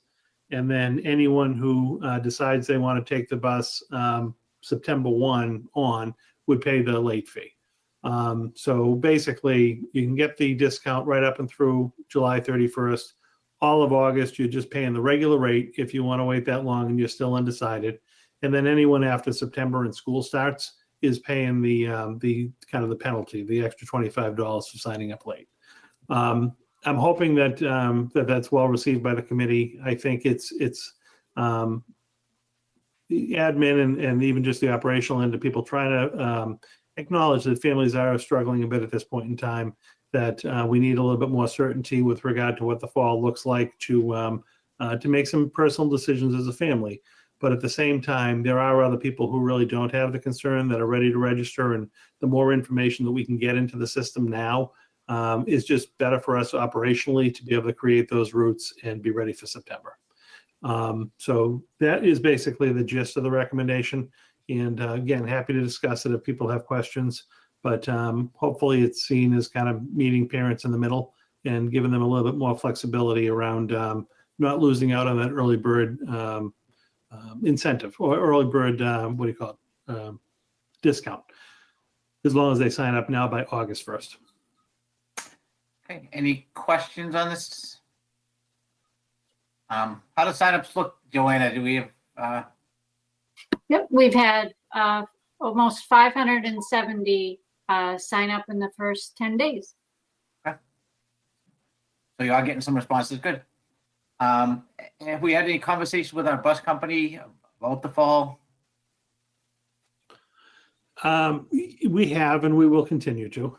I'll probably be able to report on that at a later date. Any, We still have the same issue with this that we did last time, right? So we're not gonna say anything about, your seat may not be reserved by paying this. Because we don't know what the plan is. I'm sorry, Maria. Well, the last discussion we had at the last school committee meeting, where we voted this thing in, one of the discussions was whether we were going to be able to seat every child on a bus, given the number of buses we have, and we don't know what the plan is gonna be, in terms of whether it's gonna be, half the kids going in or whatever. So because we don't know that, if I register my children and I pay $400 right now, and I live within 2 minutes of school, so, if you tell me in September that I'm not reserved because I don't have a seat on the bus because you can only fit a certain number of kids, then do I get my money back? Yes. I mean, we had said that the last time. But here's a couple of the problems, because we don't know what the transportation is going to look like for the fall. Let's say that we continue with the transportation like we have now, and we go 29 big buses is what we're currently using. Let's say we employ that next year, and we have some riders that are riding for free because they live beyond the 2 miles. And we have other riders that are riding lesser because they're under, and they're paying that fee for the year to ride the bus. Let's say for the first half of the year, for argument's sake, and again, we're building our budget based on taking in these fees to be able to account for everything. Let's say for the first half of the year, we're in a week on, week off type basis. So, technically, parents are only riding the bus half the time. Only the weeks they're going to school. Our fee structure doesn't support, basically being able to refund, half the amount, because we're still running 29 buses. It's just that we have less kids on a bus. So in that kind of a scenario, I would not recommend reimbursing families because they haven't 100% of the time used the bus because it was the on-off thing. Like, let's hope that this doesn't happen, but I'm just throwing it out there. We would need that revenue to basically be able to pay for the buses because we're still running them every single day. In a totally different scenario, where, when I get the survey results from transportation, if it looks like either parents really don't want to take transportation as an option, or the parents who are currently paying for it, it's not a significant hardship to basically not take transportation, but to get their kids to school on their own. And we remove that so that we're only transporting the number of kids that we have to by law, which would be the people over 2 miles. If you have actually paid for your bus for the year, and we decide I recommend to you and the school committee adopts a policy that basically we're not transporting those kids, I feel we should 100% reimburse those kids for the fee, because it was the transportation fee, because we changed the policy to not allow the ridership. It wasn't Okay. anything that the parents did. Right. I don't know So if you agree to disagree with me on that, but I agree with you 100% that if there is going to be a registration and a payment, which our system requires you to pay, if our system didn't require us to pay up front and we could just register the kids Yep. and then pay you once we know what the plan is, then I'm fully fine with this. But our system doesn't allow that. It requires that I pay in order to register. And Right. so unless we disclose that up front, that there is no guarantee, because we don't know what the plan is, that you will have a seat on the bus, even if you pay in advance and you register in advance, then I don't feel we fully disclose it to people. And that's why I voted against it the last time. So we don't have any kind of language in there, so I'll vote against it again. But I think that that's essentially very important. And I got an email after last meeting, and somebody was copied. I think it was you, Dr. Lank, where the lady said that, right now, these are tough times. And she would be glad to just go ahead and register to let you know what they intend, but they don't have the money to pay it right now. So it's tough. You're extending out the dates. I agree with it because it's very important, but our system is one that requires payment in order to register. And so we should fully disclose that if we have to change the policy, and we may have to, as a school committee, we may have to vote that you can't have a ride on the bus. And if we do, then your money is going to come back to you. That makes people aware that the policy can't change. And two, it makes people aware they're going to get their money back. So I just wanted that full disclosure. And if there isn't that full disclosure, I again have to vote against it. Okay. I get that. I think. Thank you. No, I appreciate what you're saying. I think the issue is we don't have a system in place to be able to just Right. allow people to register and not pay, because for two reasons. We don't have the setup to basically be able to go track people down after the fact if they get a bus pass looking for the money. And it's very awkward and uncomfortable because it's never the student's fault why the parent didn't pay. And I don't want to be in the business of going on a bus and taking a kid off a bus because the parent didn't pay for the bus pass. So that's just very uncomfortable. But beside that, I honestly do question the validity of the data that we would get if people just had to sign up without any kind of a hook on their end. Because who wouldn't just say, yes, I'm going to take the bus, and then I'll think about it and decide if I want to sign up in another month or two, if I don't have to actually have an incentive and pay. Well, I think this is, again, trying to find some middle ground. What this is accomplishing is anyone who is concerned, who doesn't know right now what they want to do for the fall, may not have the money right now to do this. They're not going to be harmed in any way by waiting until July 31st to sign up for the bus. Mm-hmm. So whether they paid today like the other 500 people or not, they're still paying the exact same amount of money. And if they want to, they can wait till the end of July. So what you're saying is by the end of July, we're going to know fully, in July, we will know fully what the plan is for busing and for reopening the schools so people can make this decision. Yeah, I mean, based on the trajectory, we're going to have a very good idea by the end of July, early August, at least what the different options we're looking at are. We know what fully going back looks like. We're going to have to flesh out what remote looks like, and we're going to have to hone in on what the hybrid looks like. And I don't know if the state's going to, at that point, say, we're all going back, or we're doing hybrid, or we're staying out. But at least we're going to be able to lay those options out for the parents so that they would know what the fall may look like with a little bit more certainty.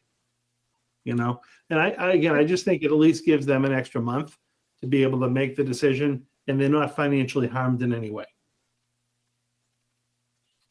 Any other questions or thoughts on this?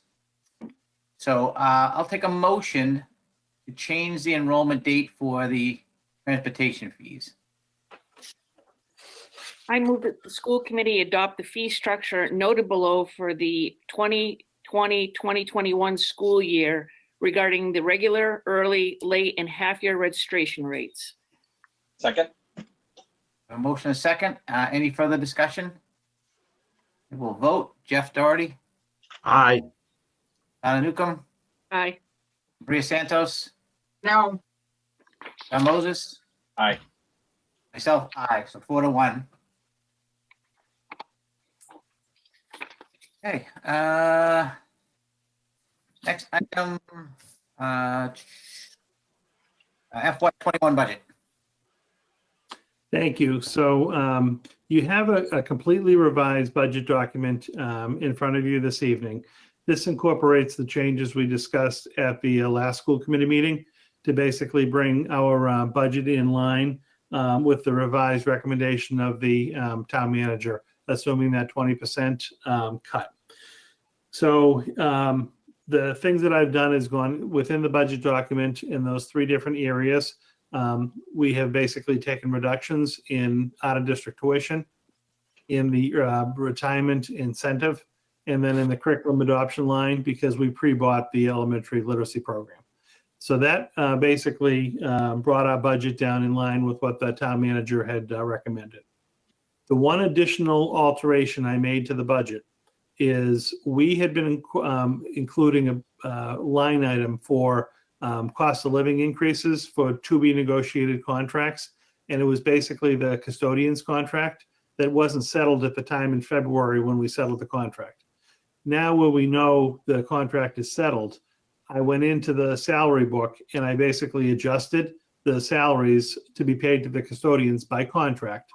And I moved the money out of the reserve COLA account and we sprinkled it into the salary accounts. So that as of July 1, we're not going to have to go and make that transfer and move the money from the COLA account to the salary account. It's already there. And that was the one contract that we didn't have settled, if you recall, and we ended up settling that this spring, but it was after we had approved the budget. So that is properly now accounted for within the budget. And you have the document in front of you that we would ultimately be approving. You already approved the new 61,667. But what I would recommend this evening is on page, let's see. 16. Yes, page 16 is the list of all of the Department of Elementary and Secondary Ed function codes. So those are the macro level accounts that the school committee ultimately approves. And then those are the accounts that we have to budget within. And then anything that exceeds or moves from one account to another would be like the transfers that would come before the school committee. So the bottom line has not changed. Then I would just recommend this evening that you vote to approve the summary level totals on page 16 that add up to that 61,667,000. And that'll be our starting point for the budget as of July 1. Okay. Any questions before we do that? Okay. I'll take a motion. I move that the school committee vote to accept the summary level budget line item totals listed in accordance with the Massachusetts Department of Elementary and Secondary Education function codes listed on page 16 of the budget document. Second. Okay, we have a motion and a second. Any further questions on this? Okay, I will vote. Jeff Doherty, Aye. Anna Newcomb, Aye. Maria Santos, I, John Moses, Aye. myself, aye, so 5-0. So, Jay, will this town meeting reps be getting this town meeting? Yeah, so I plan on doing a couple of different things because again, town meeting is a little bit different this year than usual. Tomorrow, we will send an email to all the town meeting reps with a link to this, to the budget that we'll post on the website so that they can go through the new document and acclimate themselves with it. In addition, we'll send this document out for printing. So we will have bound copies at town meeting on Monday night when people come to the gym. Just as a reminder, you know, town meeting is going to be held in the gym at Chelmsford High School next Monday night. But we'll have copies there for when people come to the town meeting. What I'll probably end up doing as well, because they're not having kind of the pre-town meeting this year, in my email to the town meeting reps, I'll just invite any town meeting reps that have any questions or concerns that they'd like clarification on to just personally reach out to me Thursday and Friday in the office or Monday before town meeting. I'd be happy to talk through any issues or questions or concerns they have to try to move along the discussion on Monday night.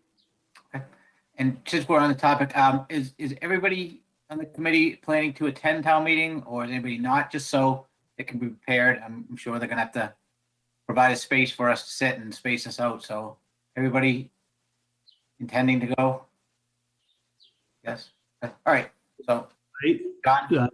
Yeah, I was planning on attending. Okay, all right, okay, great, I just wanted to know, okay, yep, Jay, you going? So, yeah, I will be there. Looking forward to it. But aside from that, I do think what they're going to do this year for the distancing piece is they'll have the the stage where the moderator will be. And I think the school committee will actually just sit in the audience, like in an assigned seat up near the front. But I don't think they're going to have tables this year. And I think the thought process was, say yourself as the chair, Jim Clancy is the chair of the finance committee, and probably Ken is the chair of the board of selectmen, would sit near the front when your item comes up and just basically explain the vote that is taken before town meeting. But I think you're then going to go back and sit in the audience. I think they wanted to not have people congregating in the tables together this year, which makes sense. Yeah, that makes sense, okay, great. All right, next is non-affiliated. I don't think we took a roll call, though. No, we We didn't. did? Oh, we didn't? Oh, I'm sorry. All right, so we didn't, I think, did we vote on this? Yeah, we voted. We didn't? Yeah, we voted. Yeah, 5-0 can approve. No, that's fine. I'm sorry. All right. All right, Moving so on. non-affiliated salary increases. Yes, so Joanna has prepared for you a list of all of the school department staff that are non-affiliated. So these staff are not part of a bargaining unit. Historically, what typically happens is once we settle all of the contracts with the different employee unions in the town, then the non-affiliateds would come forward and basically be granted the same cost of living increase as the other town employees. So this is a vote that was queued up, but then because we were actually out for a while with remote, it got put on the back burner. But with July 1st coming up and the new salary schedules going into effect, we have this before you this evening. So this would be to basically grant a 2% cost of living increase or 2% to an hourly rate increase for the employees that are listed on the next two spreadsheets. And again, these are employees that are all working for us at this time, who are not part of a collective bargaining unit, who would not get an increase aside from this particular vote. And then this is a vote that annually is taken. So you typically do take this every year around this time. Okay, any questions? No. Okay, everybody's good? Okay, so take a motion. I move that the school committee vote to approve a 2% increase to the annual salary or hourly rate of pay to non-affiliated employees effective July 1st, 2020. Second. Okay, we have a motion, a second. Any further discussion? Okay, Jeff Doherty, Aye. Donna Newcomb, Aye. Maria Santos, Aye. John Moses, Aye. myself, aye, so 5-0. Thank you. Item 8 on the agenda this evening. These are just a few fiscal 20. These are budget transfers within the current year that just want to talk through with you. Joanna, would you like me to, or did you want to? Either way, Jay. Why don't I start and maybe give the overview, and then if people have a question, they can just jump in. The first one, again, as we talked about, we're in good financial shape in fiscal 20 as the fiscal year is coming to a close. When we do hit the July meetings is when we'll make all of our end of the year kind of journal entries and end of year budget votes. So that's still forthcoming. This is just some shifts of funding within the 20 budget to make some final purchases and also transfers to provide a little bit of cushion in accounts that had some difficulty this year. So the first one we're recommending, we have sufficient funds in the local budget in some savings with salaries to basically offset some of the cost with the turf fields. We've talked about this previously. The turf fields over the years have been basically paying for themselves. We're able to pay for the bond payment and the interest payment on the bonds through revenue that's derived from the rental of the fields to outside groups. This particular year, the spring is a big time for us. We weren't able to rent the fields at all because of the COVID crisis. So one of the recommendations we're doing, because we don't want to totally deplete the amount of reserves that have been built up in the turf field fund. So we're recommending we allocate money from savings within the paraprofessional salary line item. And that's due largely, similarly, as Joanna pointed out, to the teachers. So if you had someone leave and a new person came in, they came in at a lower rate. Well, we also have a number of just leaves of absence that were unpaid that people had requested that were approved. So we have a little bit of savings that gets derived in the salary accounts. So we're looking to basically move $93,800 from the paraprofessional salary account to a new account, civic activities and community service, because right now that's a revolving fund. We don't have that account in the local budget, but we'll set up an account in the local budget to basically be able to move the payment of the bond and principal, of the interest, the bond and interest payments from the revolving fund to the local budget. So that in effect will create a cushion or a surplus in the revolving fund that will then roll forward to 21. And it won't have us, basically depleting all of the reserve that's been built up over the years because we weren't able to rent the turf fields. So that's the first recommendation before you.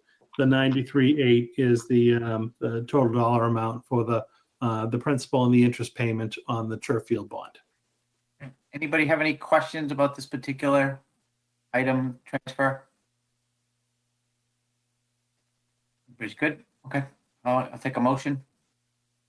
I move that the school committee vote to approve an FY 2020 local operating budget transfer of $93,800 from the paraprofessional salaries category to the civic activities and community service category as presented. Second. Second, okay, we have motion second. Any further discussion? Okay, we'll vote. Jeff, Aye. Donna, Aye. Maria, Aye. John, Aye. and myself. Aye. Thank you. The second transfer this evening is moving funds within various technology line items within the budget. When we look at the budget document itself, a few minutes ago, we talked about those macro level accounts or the DESI function code accounts. But within Bill Silva's technology budget district-wide, we have some funding at the district level, some funding at the school level, some is under administrative technology, other is under instructional technology, but all within the technology fields. What we would like to do is basically move funding that's in, again, those outside of those macro level accounts into one instructional technology account so that Bill can do some end of the year technology purchases moving forward. So again, there are, I think, 10 accounts that are listed that are all within technology accounts. And we would like to basically transfer those funds with those different DESI codes to the instructional technology account at CHS. And then Bill is going to do some extra purchasing for Chelmsford High School technology for the fall, utilizing this funding. Any questions on this one? Maria? What is district-wide MIS contracted services? So a district-wide would obviously be funding that can be used anywhere in the district. For MIS is management information systems. That's like a line item under technology and Bill's budget. So contracted services would be for, he usually reserves money in the event, let's say a district-wide server would go down, something would crash. You need to hire a consultant to come in and help get something going. He had extra funding in that line this year because we didn't have any kind of major catastrophes. You always have to budget in the event something happens. But he came up very favorable this year in that particular account. And what he'd like to do is move that because we don't need it in contracted services. He'd like to move it into a supply account so he can make a technology purchase at the high school. Okay, thank you. Other questions? Is it, You have any idea what kind of equipment he's looking for? Is this classroom equipment or these? Yeah, this is more like classroom instructional, what do you call them, outfits for the rooms. Again, next year we have the 9th grade, I'm sorry, the 10th grade will be moving up. So this will be outfitting some of the 10th grade classrooms with new instructional technology to support the one-on-one initiative. Okay. Yeah. All right, good. Any other questions? Okay. Anna? I move the school committee vote to approve FY 2020 local operating budget transfers totaling $165,000 from the accounts noted to the classroom instructional technology category, Chelmsford High School as presented. Second. Any further discussion or questions? Okay, Jeff, Aye. Donna, Aye. Maria, Aye. John, Aye. and myself, aye. So 5-0. Thank you very much. And the last budget transfer you have this evening, I alluded to a little bit earlier. One of the things that, again, we have some extra money within the paraprofessional salary accounts that are not going to be paid. What I would like to do is basically move that to instructional purchase accounts at the elementary and the middle schools.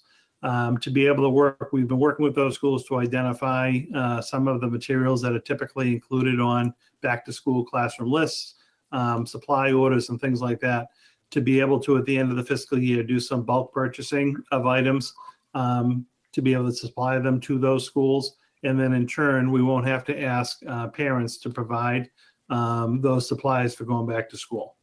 I think, again, this would be well received from a lot of the different comments that I've heard.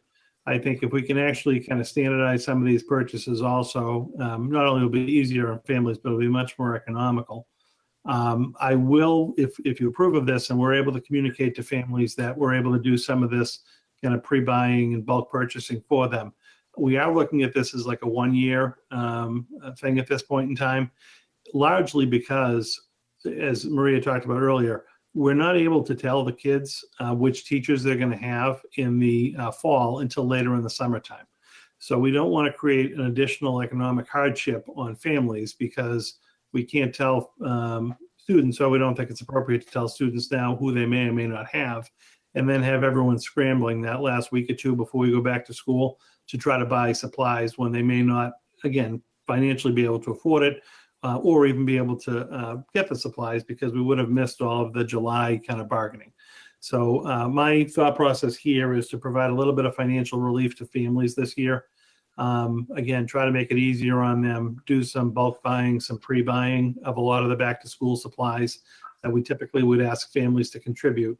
And then message that if we're able to do this, there were 10 things on the list. The district is able to pick up 7 or 8 for you. You only now have to contribute, 2 or 3 things to the classroom. So I think that would actually go a long way, but we will be very specific in the messaging that this is kind of a one-time thing for this year. I'm not saying it's out of the ballpark going forward. We can't discuss it, but we're really doing this largely because we can't give parents any pre-notice as to who their teachers for the fall are going to be. So basically, we'd be moving this money. It ends up being $100,000 to give us a little bit of cushion, $15,000 per elementary school and $20,000 per middle school from the paraprofessional salary account and the salary reserve for COLA account, which weren't utilized, to the general supply accounts of those schools. Okay, any questions or comments, Anna? I'm glad that we're taking a look at doing this. I really am. And I do think, though, it's important to mention that there may be some things that parents will have to buy that we typically haven't have them buy in the past, like small packages of tissues, because we may not have, a classroom box or, hand sanitizer and things like that. The other thing, too, is as we send out those lists, I hope that the teachers and building administration have some flexibility in their thinking so that if parents can't find exactly what it is that, is on that list, So for example, if it's a one subject notebook and they can only find 3, there's no penalty to the child. It's, we just need parents, we need people to just make good faith efforts towards making sure their kids have the supplies that they need to be able to, access the curriculum and engage in the classroom activities. Any other comments, Maria?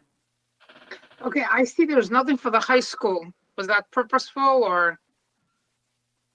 Yeah, the bulk of the supply lists that we're able to generate really do come from the elementary and the middle schools because of the kind of the teaming that they go into.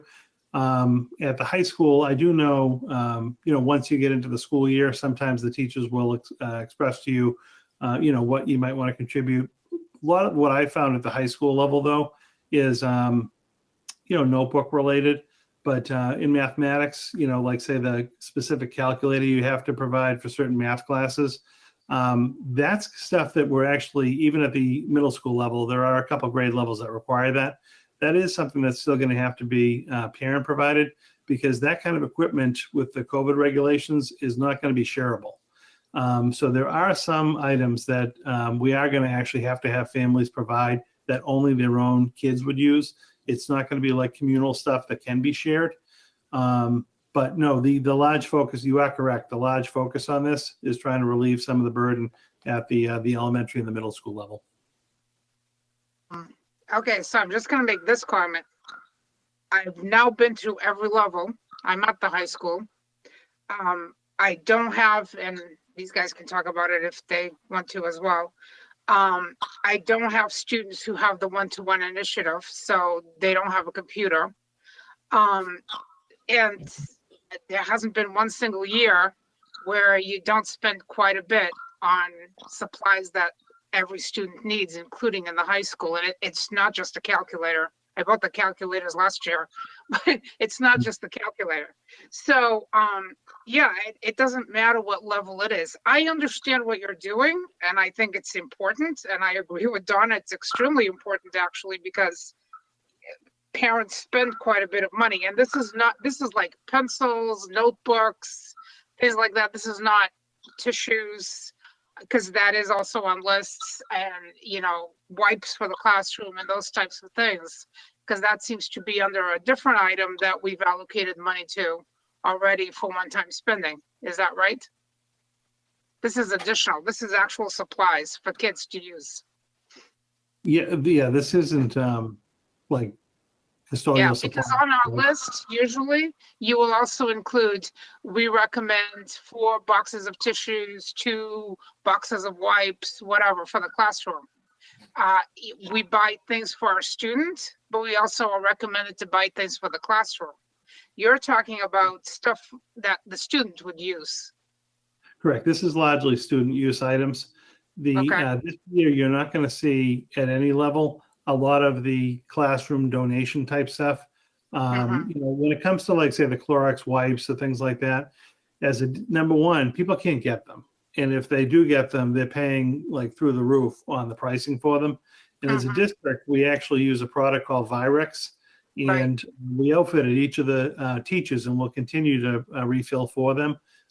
This Virex product that they're supposed to be using as a disinfectant.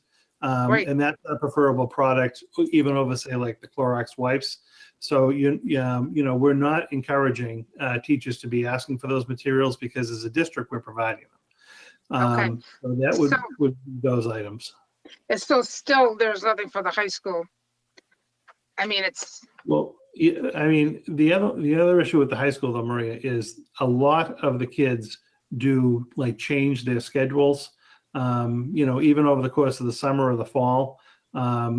It's not like middle school where you actually get a list coming out in June of things you've got to buy. Oftentimes you wait until your schedule gets locked in. You know who your teachers are for the fall.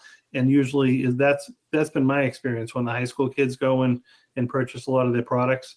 I don't know if Katrina or Sadeep want to weigh in on, what has been your experience as far as what teachers have asked you at the high school to supply material wise, or is there anything like special, or when do you usually even find out about that stuff? Usually, you go.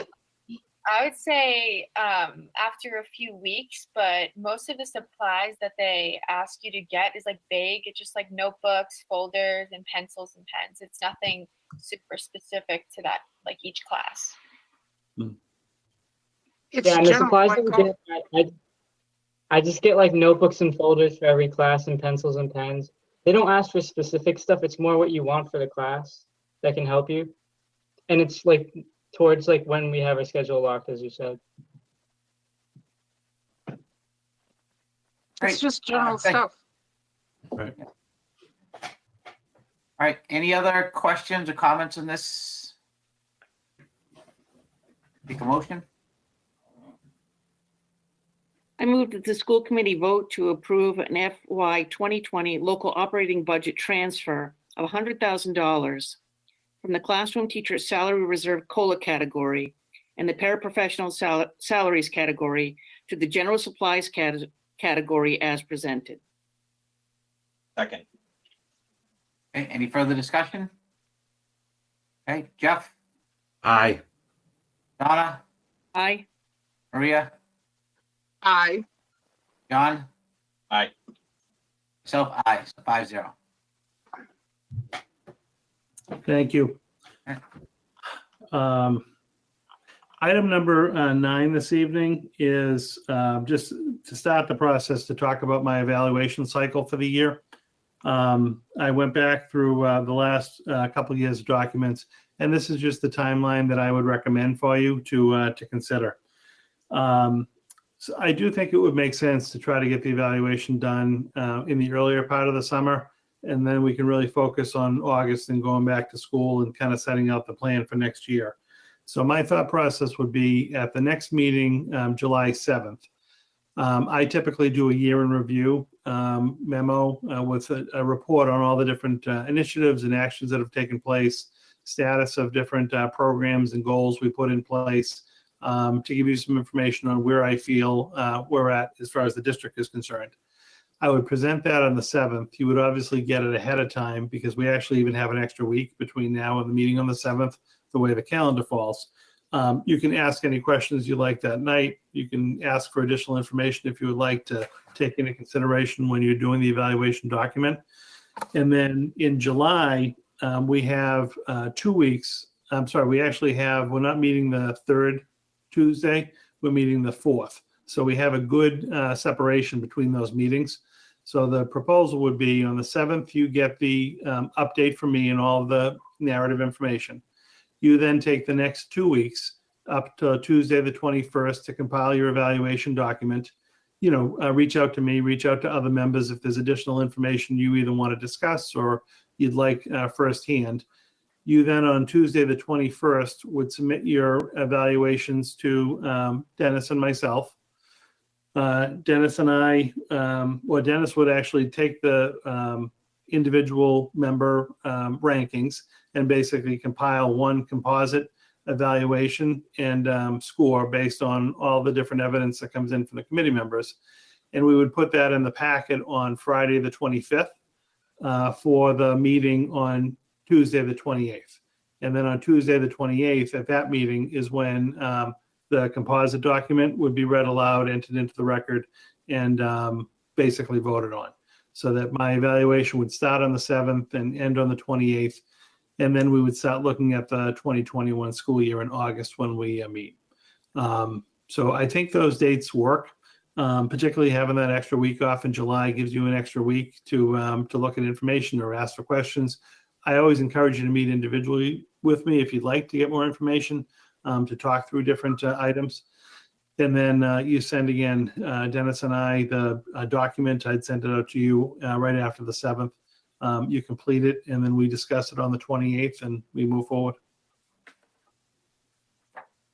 Anybody have any questions on the process or the timeline at all? No. Okay. I know one of the things that we in the fall at the MASC conferences, they did have a draft of a new rubric, but really looking at it, I didn't find that many differences between them. I think it's kind of clarifies what uncertainty and need improvement and provision, what they mean, but other than that, I didn't find it to be that much different than what we've done in the past. So, I don't know if anybody has a preference or a format. I think the format we've used in the past would work fine. If you want, I do have copies, picked up some copies of the draft one at the meeting. I can get them to people if you want to kind of look at that one. But, what we've done in the past seems to work pretty well. But if any has another preference, we could definitely look at that on the 7th. Any other thoughts? Dennis, the document itself, the rubric didn't change, as you said, significantly. The big change is a lot of school committees and superintendents are adopting more of like a 2-year cycle for evaluation. That was kind of the big change that came out of it, instead of just doing 1 year. That oftentimes the evaluation cycle will mirror what's happening in the district as far as, say, the strategic plan and things like that. I think just given where we're at, for my 2 cents, for this year, it would make sense to just complete the 1-year document and the 1-year cycle that we're ending now. If we want to talk about the new rubric, or you want to talk about doing a multi-year evaluation, I honestly don't have a problem with it. It just might be cleaner if we were to start that for the next school year instead of changing midterm. But that was the big change. It was a multi-year evaluation instead of just a 1 year. And typically, if you did say a 2-year, you would do like the formative at the 1 year mark, and then you would do the summative the year later. Okay. All right. Do we need any sort of vote to accept the timeline, or we just? No, there's no specific action required. I guess just if someone like objected or didn't want to kind of go along with this, the earlier the better. If not, I'll just queue up everything for the meeting on the 7th, and we'll start the process at that point. Okay. All right. So if there are no objections, we'll go with this timeline, and we'll start our process on the 7th. Okay, great.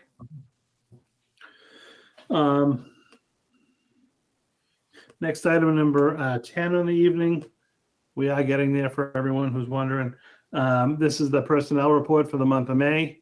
And again, this just details the different employment actions, the hirings that have been happening. You're going to start to see a lot of new hires coming into the district, retirements, resignations, just a running record of all the personnel transactions that have happened over the month of May. No specific actions required on the part of the committee, just sharing it for information purposes. Any questions on the personnel report? Again, similar to what I asked with students coming back, any hearing from teachers that might not come back, we back face to face? No? Okay. Yeah, no, not yet. I think everyone was really just focused on kind of concluding this school year. Okay. And then, we're obviously going to, as part of our working groups, we'll continue meeting with the union working group who represents the staff. Hear any concerns that they may have. I think everyone's just kind of waiting to see what the fall is going to look like before they can even figure out how it's going to work for them or not work for them. So we're still a little bits away from figuring that out. Okay. All right. Anything else on this? Okay. Last item, school committee policy updates. Yes, thank you. This has actually been something that's been in the works for a little bit. As you know, in the previous meetings, you approved the staff handbook for the year. Typically, each year, the Human Resources Office works with our attorneys to see if there are any changes to laws or things that need to be updated, because we do a series of like staff sign-offs in the fall when people come back to work. So your attorney's office, Andy's, one of his associates actually did this work for us, but went through previously and updated a bunch of your policies that need to be updated with regard to different changes that have happened. So Cheryl Kirkpatrick in the HR office kind of outlined for you what you have before you this evening. The attorney from Andy's office that worked on compiling this pulled a little letter together for you that follows. But basically what you have, say the first one, is a new sexual harassment policy. That's your file, ACAB. And what Cheryl has done is given you like a red line version. So you have your current policy with the track changes incorporated within it. And then beyond that is a cleaned accept changes copy so that you can read the policy from start to finish. So I would recommend you review these 5 policies this evening, policies and procedures, and vote to approve them in the form submitted by your attorney. And I would do them one-on-one, one by one, just so that you actually have a record of each policy. I'm sorry. All right, so we'll start with the first one, ACAB, sexual harassment policy. This one's a complete change according to the memo. So just went from scratch this, now. this is a scratch. Yes. So when she started looking at the existing policy, because of the Title IX changes, there was so much that needed to be revised. She just started new instead of redlining. Okay. So this would replace policy for policy, ACAB. All right, any questions or any thoughts on this particular policy? Have everybody had time to read through these particular policies? Do you think we need more time? Or everybody ready to accept these?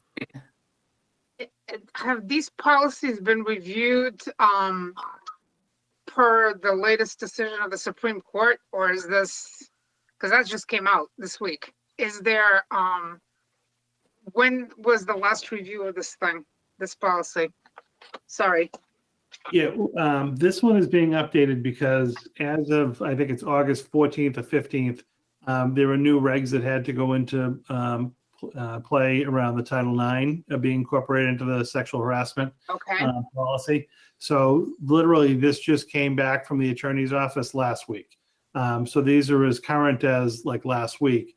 Last week, okay. I know the new, I think it was just yesterday, we got the Supreme Court decision. Right. I don't know, when that would actually, you'd need to update a policy or whatnot. Mm.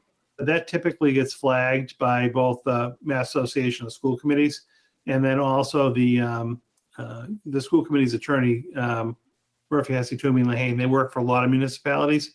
So they would technically flag that and then send out an alert if we need to update any of our policies. I read some, I didn't read the one of these in full, but I read most of these. I mean, we're relying on the attorneys to make sure that they comply with whatever the requirements are. Right. Because we're not attorneys in this. This isn't my No. background. So what else can we say other than hopefully they're current? All right, so if everybody's comfortable then, we'll take a motion to approve the new sexual harassment policy, ACAB.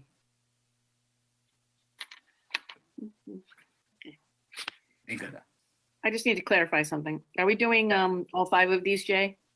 One at a time. Yes, we are doing all 5, but I would recommend you doing them one at a time. Okay.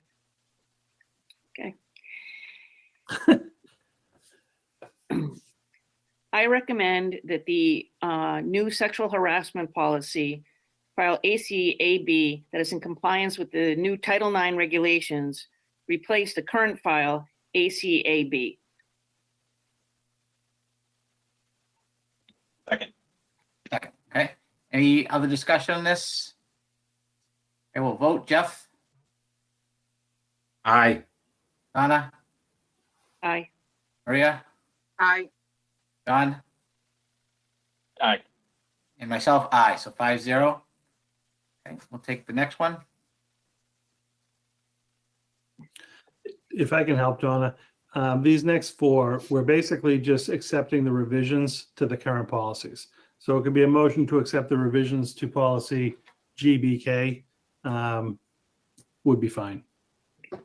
I recommend, I move that the school committee approve the recommended changes to the file GBK staff grievance policy. Second. Okay, any further discussion? Hey, Jeff, Aye. Donna, Aye. Maria, I, John, Aye. aye. So 5-0. We'll take the next one. I move that the school committee approve the suggested changes and the renaming on file AC to non-discrimination policy and grievance procedures. Second. Okay, any discussion, any questions? Hey, Jeff, Aye. Donna, Aye. Maria, I, John, Aye. Aye, 5-0. The next one. I move that the school committee approve the recommended changes of the file ACE non-discrimination on the basis of disability. Second. Okay, any questions? Hey, Jeff, Aye. Donna, Aye. Maria, Aye. John? Aye. Aye. One more. Yeah, did we do number 3? No, we didn't do ACA.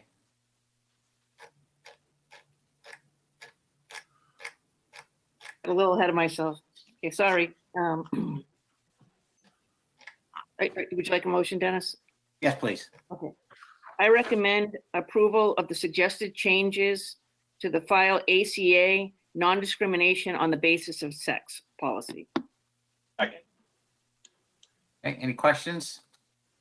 Hey, Jeff, Aye. Donna, Aye. Maria, Aye. John? Aye.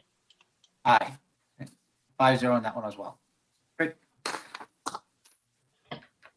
I believe that's the end of new business. So does anybody have any liaison reports?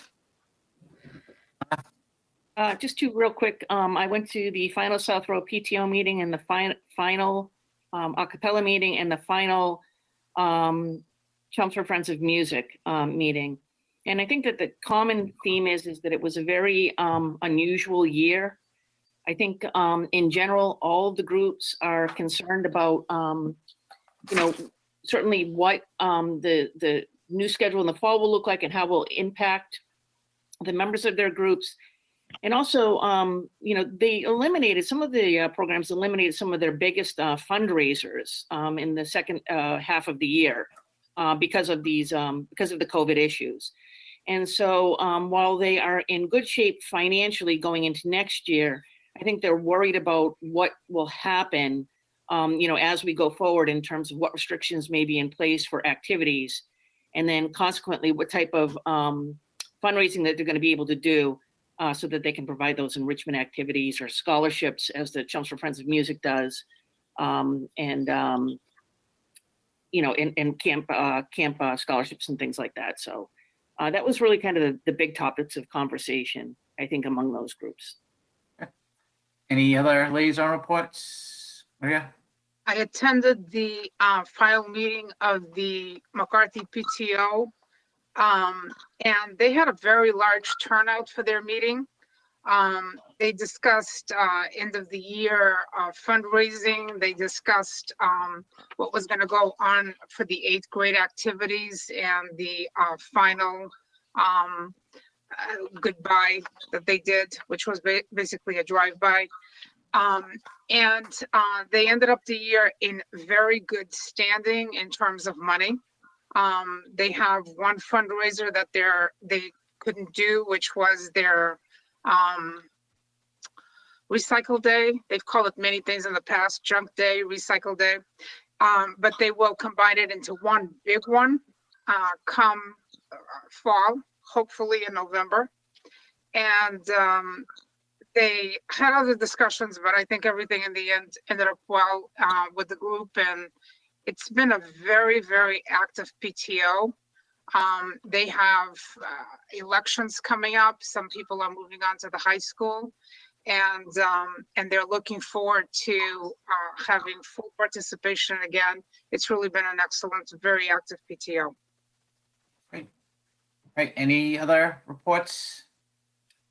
Mine is not so much a liaison report, but just kind of a report back on the resolution we sent out to our legislators a few weeks back. I haven't heard back from any of our local reps, but I did get a call from Emily Burns, who's one of Lori Trahan's aides, and she was going to, she wanted to talk specifically about, what kind of aid would Chelmsford, be getting going forward. And so she's definitely going to look into, what's already kind of on the books and what potentially could be in the books with future legislation. So I thought that was good that she did reach out. I said, I haven't heard back from any of the local reps, so I'm going to try to follow up with them and just, just kind of put a bug in their ear to just make sure that they keep an eye out for Chelmsford, and that, whatever money is out there, that we should be getting, that we get that. So that was it on terms of that.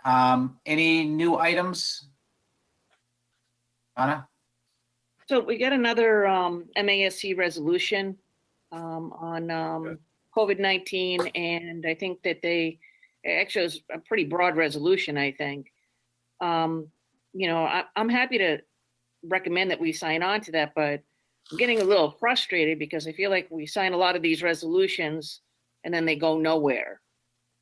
So while I do recommend that we sign on, I don't, at some point I think we have to, say to MASC, this is all fine and good, but there's nothing happening. So I guess there were actually two different resolutions. One was on COVID and one was on racism, and actually Maria sent me them as well. Yes. I could, as a committee, send something to our reps and just say, this is, we're all for making sure that we do get whatever is available in terms of COVID, and then, all the other points that were on the other one. So I could do that on behalf of, we can't really vote on it because it wasn't on the agenda, but I could send something on behalf of the school committee to the representatives. And again, yeah, I know it's just paper to them sometimes, but and I'll try to follow up on the other one as well. So. Well, when we get back to meeting in the fall, I hope, we can have, public input, people there. I'd really like to invite our reps in and say, why don't you need to come, hear us. And, Jay, I think back to that other letter that we were going to send out just as this whole pandemic hit, around the fact that, we were going to get $150,000 from the Student Opportunities Act, but the amount of money that we were going to spend was closer to $1.5 million, right? In terms of everything on that list of things that we needed to address. In order to be able to have access to that $150,000, we were actually going to spend so much more. Mm-hmm. And I think that I feel very strongly that they kind of need to understand the position that we're in terms of how much we're getting and how much we're spending and asking our taxpayers to spend, to support the school system. It's been to our benefit right now because we're not going to get crushed like some places are, because we're going to see a 20% reduction in state aid, and it's such a huge part of their budget. But, nonetheless, it just, I don't know. I'm just really frustrated that we just haven't seen more help, for our town, from the State House. Or at least hear back from them. That's the frustrating thing. Yeah, and we don't even hear back from them. That is what's frustrating. Yeah. Okay. Everybody okay with those? I don't know if everybody saw those resolutions, but I could send something on behalf of the school committee saying that we support both of those resolutions. Okay. Yes. Yeah. Any other new items that people have? Jay, sorry. I was just going to say, I haven't seen those. They maybe just went to MASC members, but I haven't seen those resolutions. If you need help from me in any way of preparing them to get them ready for your signature, just let me know. Okay. I'm in the office, so I'm happy to help you. Okay. Yeah, I'll definitely forward something to you. Okay. Any other new items? Katrina and Sudeep, are you with us in the next meeting? Are you done now after today? We can be. I was just wondering if you wanted to follow up on some of the suggestions maybe that that we could use going forward to address some of the issues that we talked about earlier in the meeting. You could just email those to us too if you want. I mean, that's fine, but you're always welcome, and your input, as Dennis said, is invaluable. So, if you either way, if you're here and you'd like to share it, or if you want to email it, that's fine too. Okay. All right. So kind of segues into what I was going to bring up is I want to throw out the idea of maybe going back to face-to-face meetings in July. I know that some of the restrictions are being eased up a little bit. If we're going to do something like that, I would want to limit it to just 5 school committee members, superintendent, and like Joanna. At least to begin with, spread out around the table. Make sure that the room's sanitized before and sanitized after. Well, I think we've done a good job with the online. It is a little restrictive in terms of the discussion and things like that. So I don't know what other people's thoughts are on doing that. If people would be comfortable, if you're not comfortable, public input. I don't know if we want to invite the public in yet, but we could continue to encourage people to email us. We could even have maybe phone-in questions if we could set up that technology. So I don't know what other people's thoughts are on that.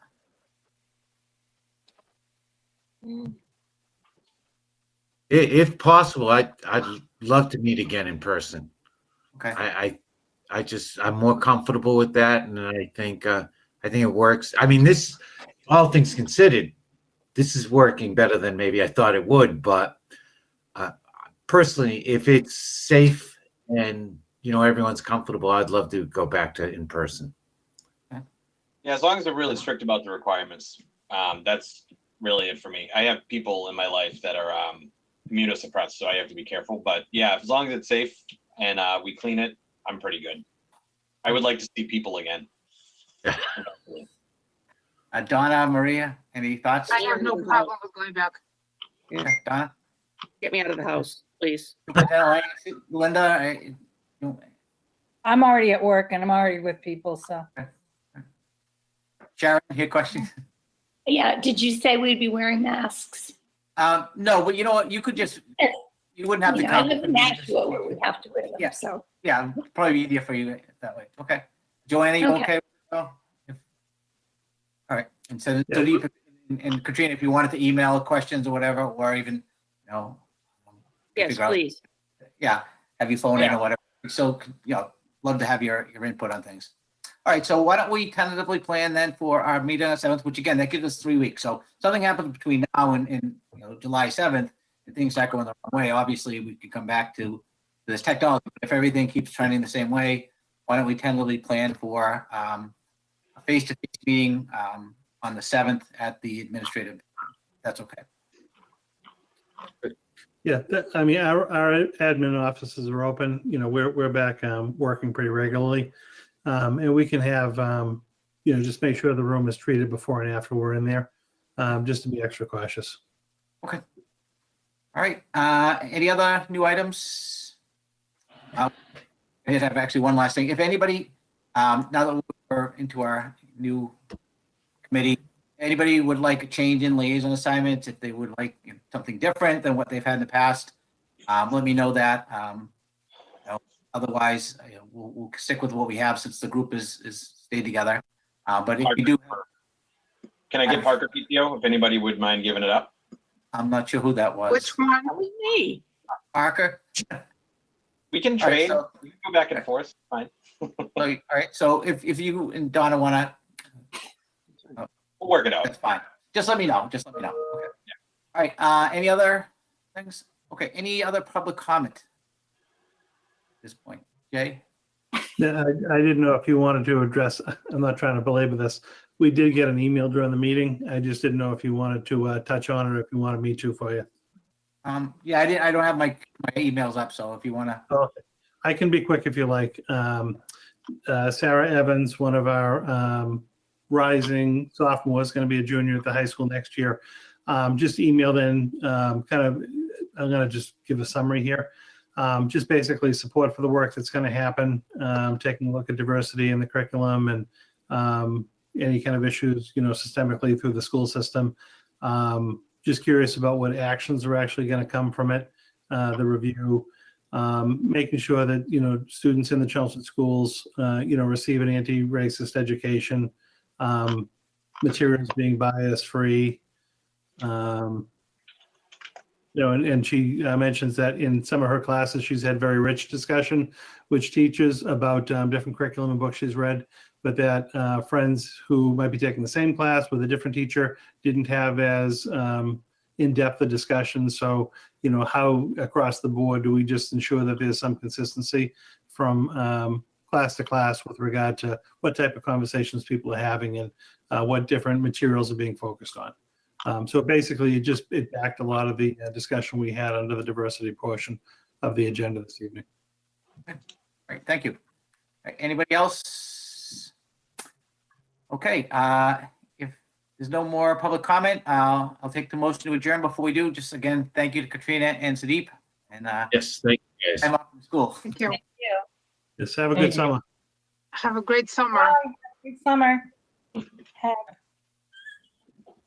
Donna, I'll take a motion. I move that we adjourn the meeting. I second. Okay, Jeff, Aye. Donna, Aye. Maria, Aye. John, Aye. myself, aye. All right, thank you very much. Good meeting. Good Thanks, night. everybody. Good night. Thank you, everyone. Have a good night. All right. Night. See you, Mike.